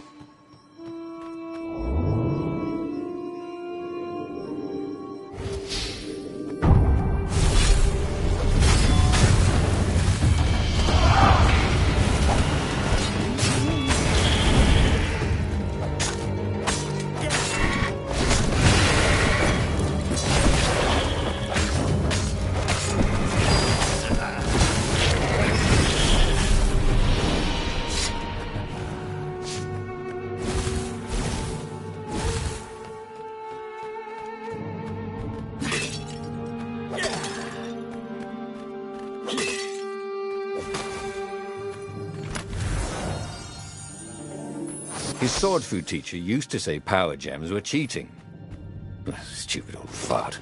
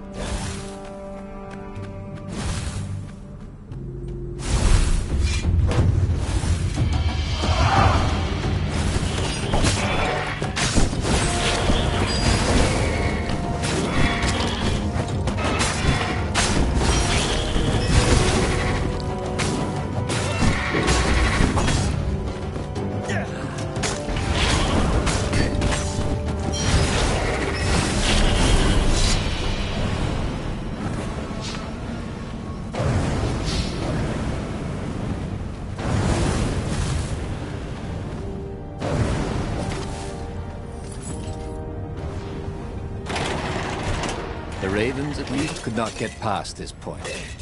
Obviously, the temple builders knew how to deal with tomb raiders.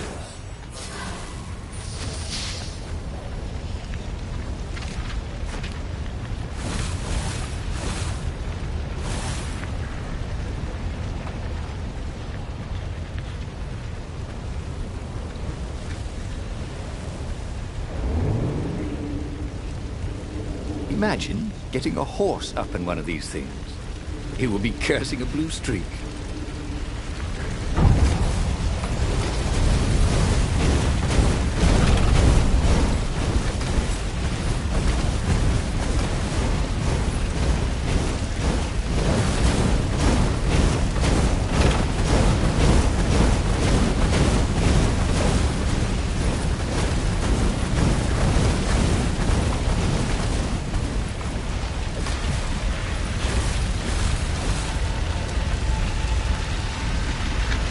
It was a stone of the purest blackness. It reflected no light, like a void made solid. Nervous, he picked it up. I can make you mighty. Who said that? Give blood. It was the stone. Eager, thirsty. Kill the Emperor's daughter.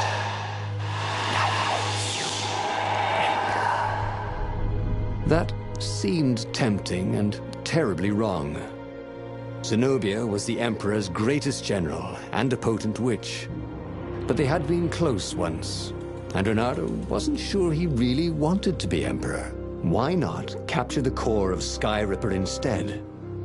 It was the eye of a lost god torn out by the transcendent Emperor to power his greatest weapon. "It's the core," said the stone anxiously.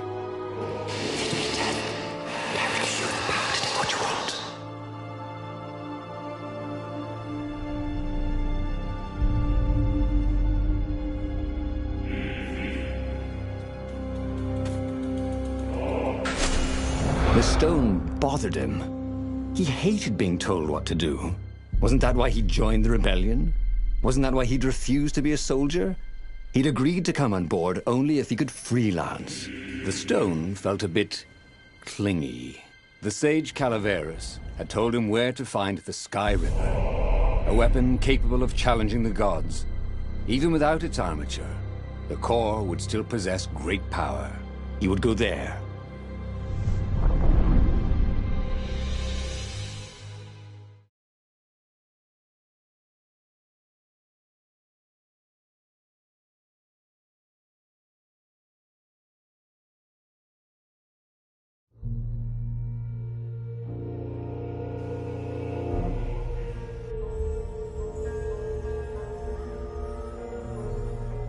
The moment he landed the Farfarer, Reynardo had a rare feeling of regret.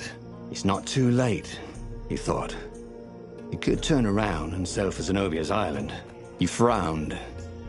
Wait a minute. He didn't want to kill Zenobia, did he? Sure, technically she was the enemy, but they'd been at sword through school together. They'd never been lovers, but somehow they'd been closer. She'd told him every secret about herself. Except the biggest one. That she was the Emperor's daughter. No. Kill Zenobia, whispered the stone. Before it's too late.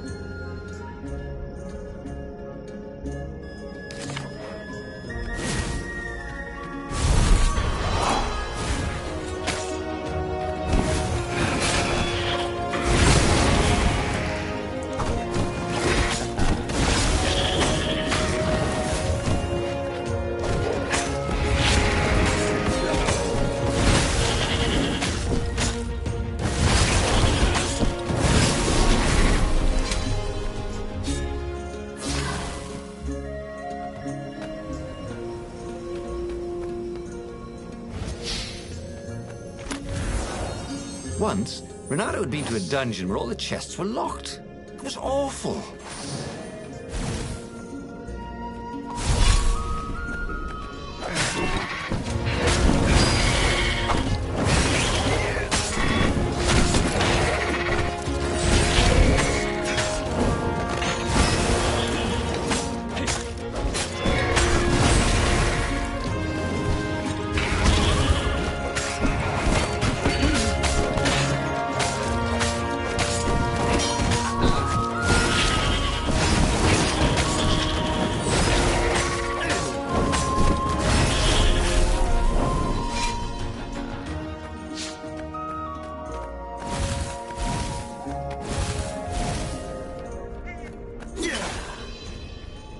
Renato had been the terror of the sandcastles when he was two.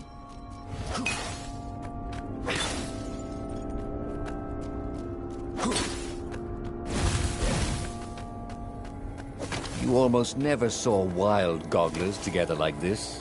The toads had to train them not to peck each other to death. So these had to be Imperial gogglers. That meant ravens were up ahead. The stone hadn't lied about what it could do for him. With each raven he cut down, he felt a jolt of power flowing into his arm. "You're weak," whispered the stone. "The core will kill you." "Are you afraid of it?" "No, don't be ridiculous," it chuckled. "But it's unstable. It will poison you so much as carry it, and if you try to use it, it will explode catastrophically." Renato did not trust rocks that talked in his head. He went onwards. This couldn't be good for global warming.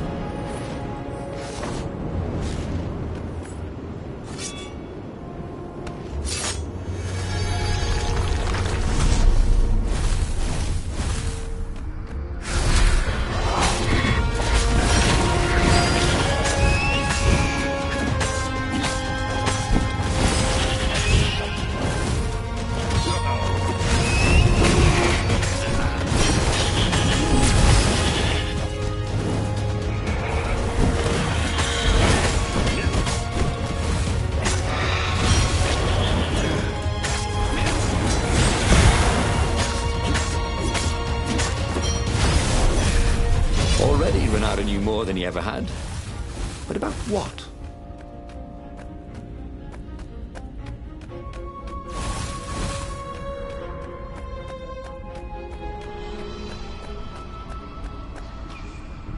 As he approached the core, the stone became hysterical.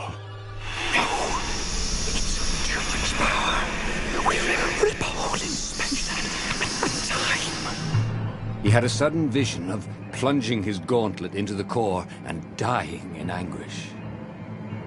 That wasn't his vision, was it? The stone had sent him its darkest fears, hadn't it? He had a sudden impulse to do exactly that. He raised his right fist and plunged it into the core. There was a rush of light. He thought he could hear the stone screaming. And then he passed out. When Renato came to, the core was gone. But the Iblis stone was no longer black, but glowing with a blue light. And it was silent. "I can't hear you," he sang out, and "Yoo-hoo!" It didn't answer. "Ha!" he said. He had defeated the demonic gem with the power of his mind. He felt invincible. It was time to attack the Imperial outpost on the Nexus. Take the battle to the enemy. But among the huge crystals, there was also an observatory. A wise man would probably ask the scientists exactly what he had first. How wise was he?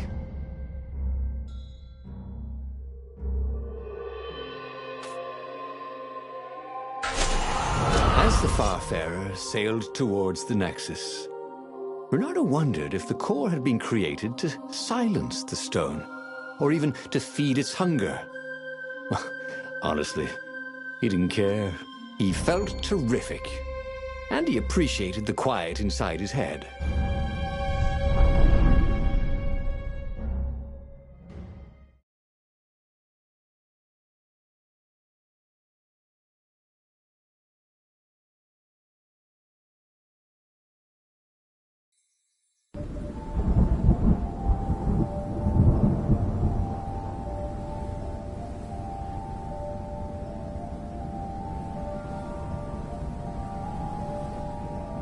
The Nexus was infested with ravens, but that didn't bother Renato.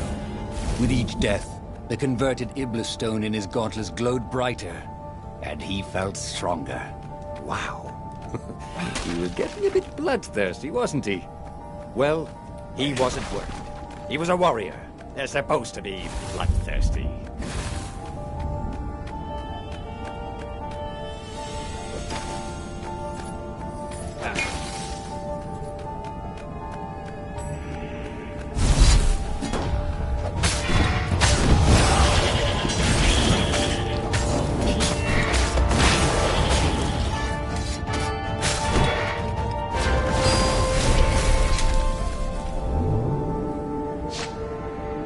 Don't look down, he told himself.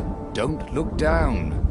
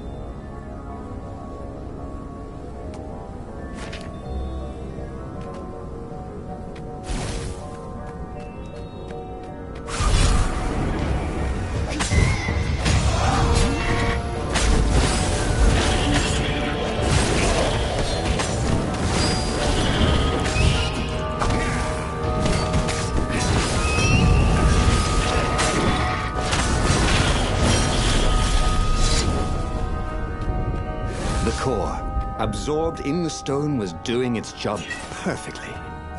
Bernardo could feel a little eldritch jolt every time he downed a raven, but then it flowed into the glowing stone the way water flows down a riverbed.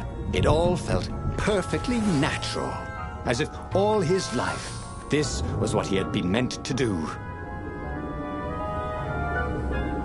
With the core absorbed in the stone, Bernardo had enough power to challenge the Imperial fleet. First, he would disrupt the enemy communication lines. Then, he would head for the rebel base.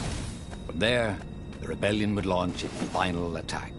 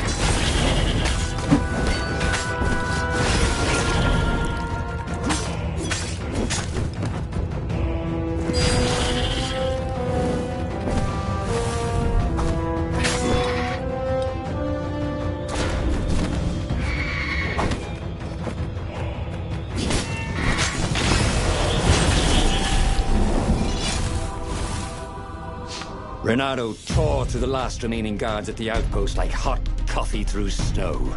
There was a far speaker toad here. He called the council speaker. He knew she would be thrilled. And she was. She wanted him to come back to base. They had plans to discuss and a medal to give him. A large, golden medal. Great, said Bernardo. Let's talk about who else I can kill. Then the far speaker croaked again. Hello, Reynardo, He said. If you get sick of slaughtering second-rate birds in the Nexus, I'm waiting for you in the mountains. Zenobia, a witch, taunting him. With the stone, he'd finally be her match.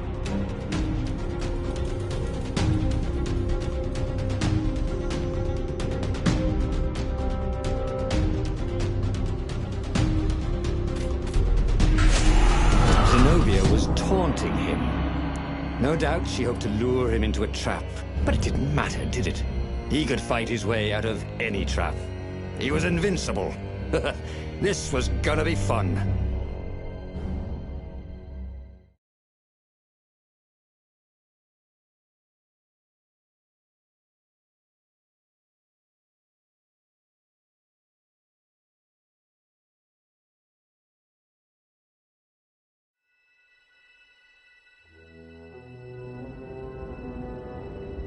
So where was this ambush? Renato couldn't wait. At Sword Fu school, she'd always studied a little harder, practiced a little longer, complained really a lot less. And then she'd become a sorceress. He'd always known he'd have to take her by surprise or not at all. But this would be a surprise indeed. Renato wondered if his future self had commissioned these poles.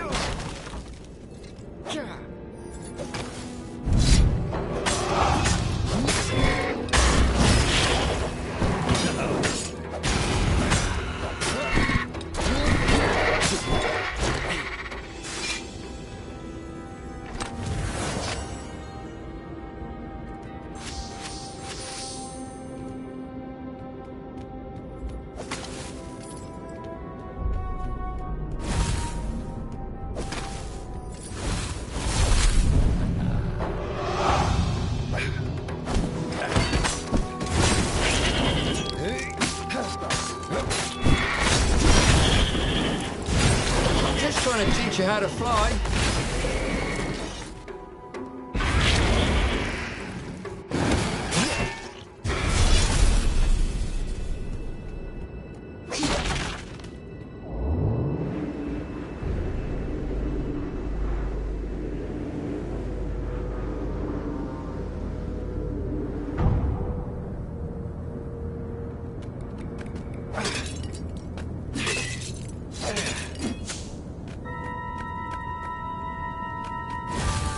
He needed some way to break the ice with this wall, so to speak.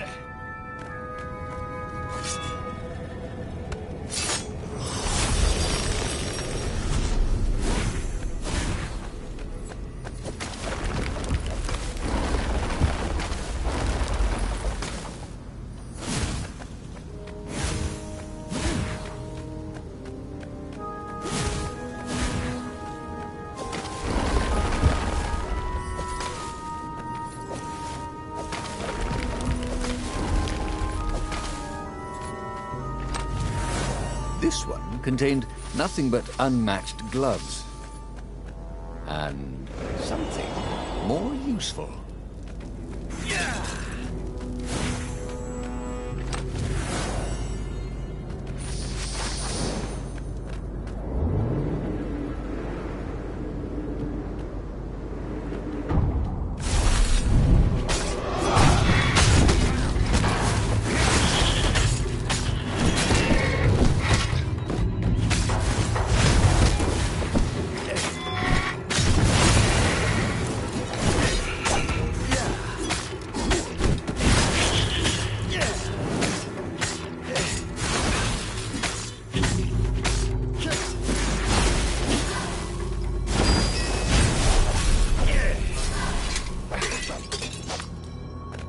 The mountain paths were infested with ravens. That was swell. Every time he cut one down, the stone glowed a little brighter. In fact, everything glowed a little brighter. Look how white the snow was, and how very blue the raven blood was. Seriously, where was she? He wanted to try his new strength against hers.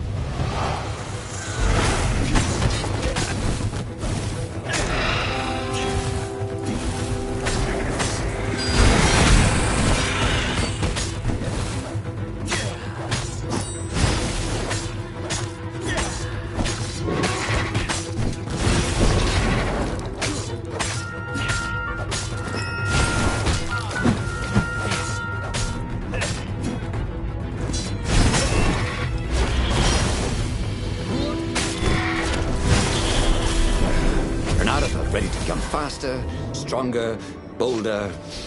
If only he could figure out which.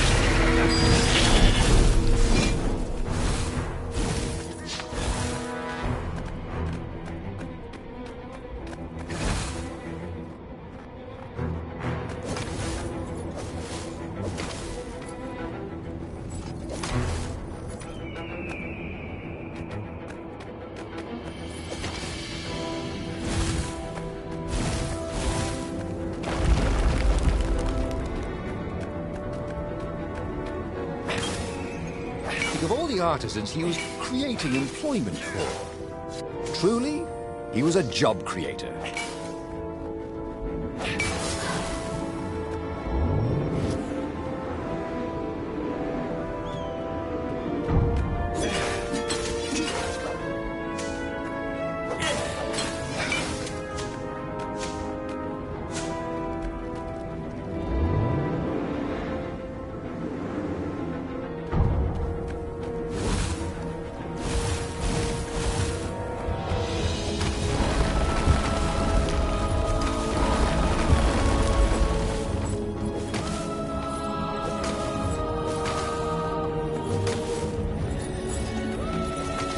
Ice walls only let you through if they knew you were cool.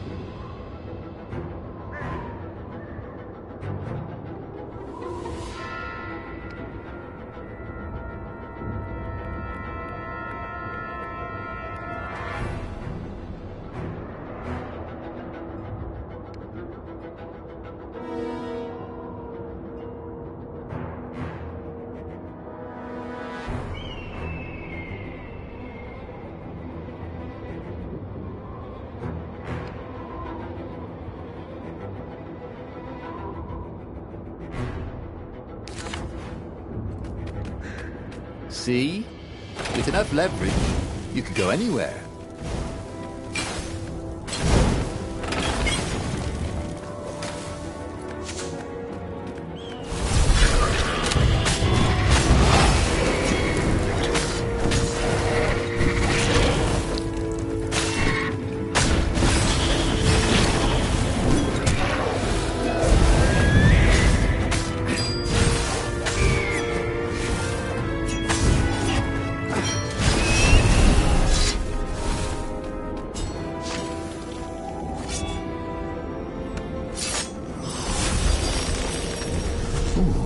What's there?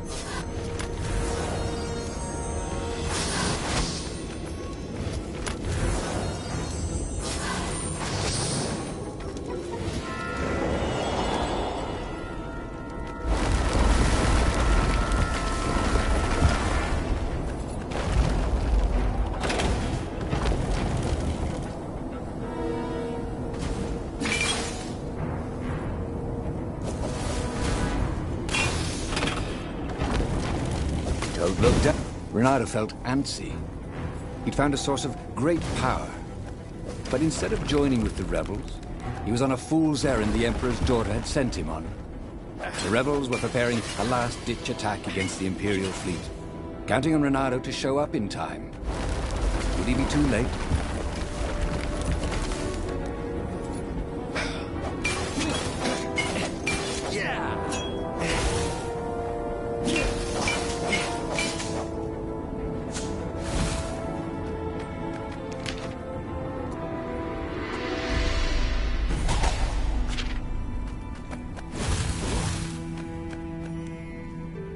At the end of the path was Zenobia. I thought you were going to ambush me, he said, a little put out. I owe you better than that. Well, what are we waiting for? That, she said, as a dropship poured a bucket of green liquid on his head. Drowsy gas. You can't stop me with drowsy gas, Zenobia. My power's too strong. Zenobia? Where was she? When he awoke, he was staring up at the sky. Zenobia looked down at him, brooding. I probably ought to kill you, but that'd be a bit tawdry, wouldn't it? She was tossing the glowing stone from paw to paw. This is pretty. Zenobia! He shouted, and then he fell back into sleep. Renato woke up on the Farfarer. His head ached. He drank his favorite hangover remedy, but the brandy did no good. Zenobia had beaten him again. Oh, he really should have listened to the Iblastone in the first place instead of messing around with the core. He had a bad feeling about the upcoming fight, but what kind of hero misses the final battle?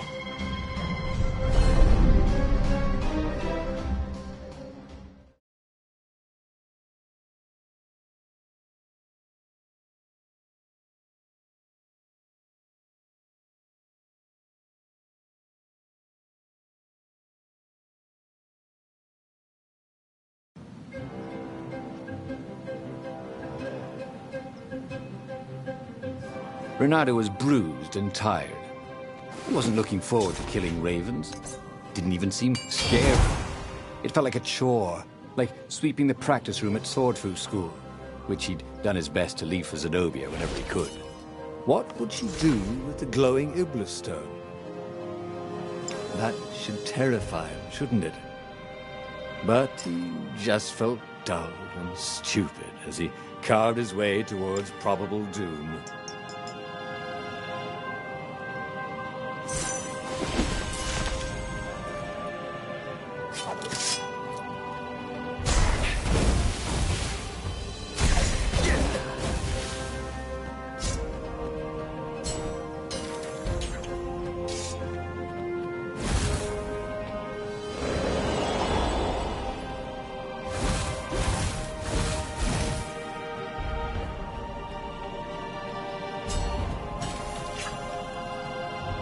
The mysterious sword from the east made you so fast you could catch a fly with your chopsticks. If that's what you really wanted.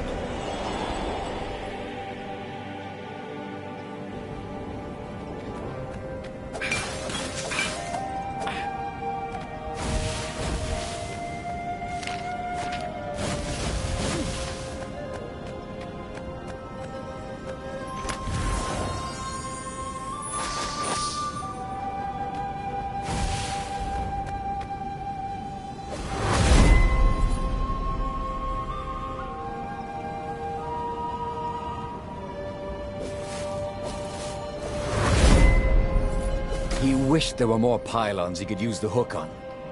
They really needed to construct additional pylons. It was all so unfair. He'd wanted to protect himself, protect the world from the Iblastone's hunger for blood and souls. And all he'd done is get mugged. Next time he owned a supernatural artifact that wanted tribute, he'd serve it champagne and caviar.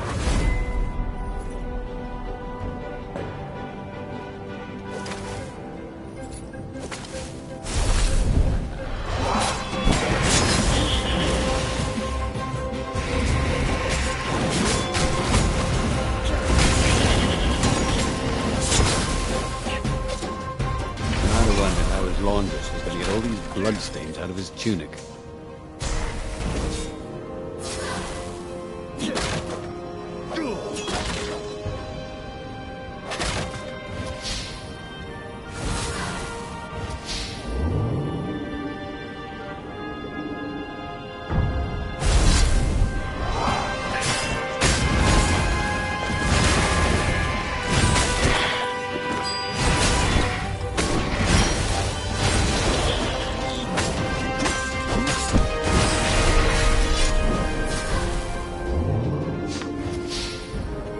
This is quite the view, he thought.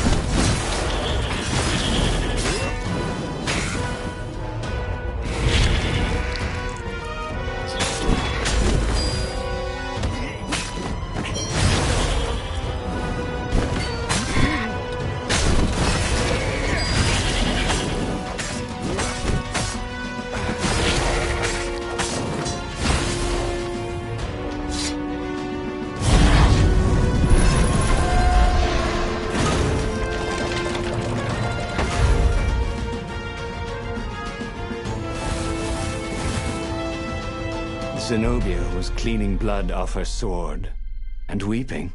It's so hungry. I can't stop killing, she said. But I fed it the core of the Sky Ripper, and now it's hungry again. She wept. It was true. The Iblistone was black again, a void that seemed to suck all the light out of the sky. Take it from me, Renato, while you still can. Okay. I'll take it, he said. Yes, he thought. This is what it means to be a hero. To save the soul of even his old enemy when it looked like all was lost. He stepped forward to accept the sword from her outstretched hand. She flipped the sword, and the blade went into his gut. As the Iblistone sucked his soul into its infinite darkness, he could vaguely hear a voice, something like Zenobia's chuckle. Sucker. And just like that, he was alive again, and back on the Farfarer, still fleeing burning Ubar. The book was still open before him. So, the book was a portal. It took you to the future, when your destinies would branch. He had failed and died 3 times, but he'd learned another true thing. The Iblistone was evil. It would try to corrupt anyone who used it. But he was starting to feel like he was getting the hang of this. There was a way through to victory. He could feel it. He just had to keep running the path of destinies. With that, the book fluttered back to the beginning, and he fell into it. The clouds parted over the Isles of Boreas. It was time to choose. The rebellion was in trouble. Ravens were scouting for the secret rebel base. They needed a game-changer. Pieces of the Sky Ripper had surfaced. Renato knew that using it could go catastrophically wrong, but he was sure he could figure out how to use it safely. Also, a temple had risen out of empty desert. The Iblistone was hidden there. It was a dangerous artifact. It could corrupt its user into a bloodthirsty monster. Maybe he could find a way to use it, to take its power without surrendering to its wickedness. And also, his old friend Lupino needed rescuing. Of course, Renato had a pretty strong suspicion that Lupino had betrayed the rebellion. But could Renato really leave an old friend to the Ravens?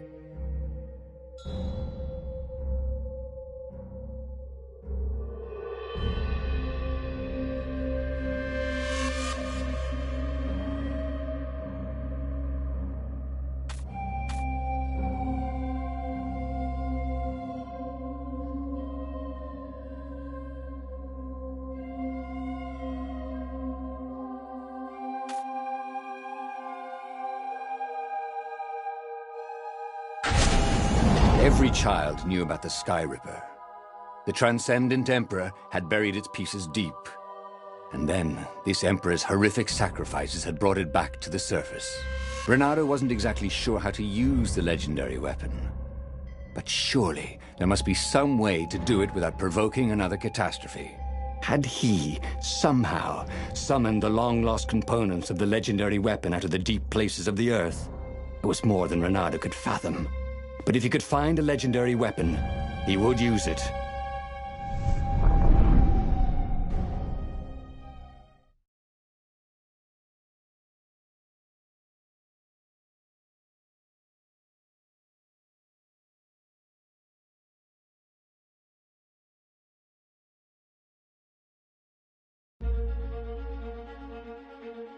As he set foot on the island, Renato couldn't help feeling a bit curious. Was Lupino still waiting to be rescued? No. He was probably drinking champagne with the ravens. Did ravens drink champagne? Did rabbits? Renato felt oddly thirsty, come to think of it. Why had he chosen the Sky River? Renato never made plans that required constant vigilance. He was a hero. He didn't think too much. He just went with his gut and hoped it all worked out. The Sky Ripper was a long shot, he'd have to devote himself to it. No side journeys, no rescuing old friends. That was against his nature. Could he stick with it?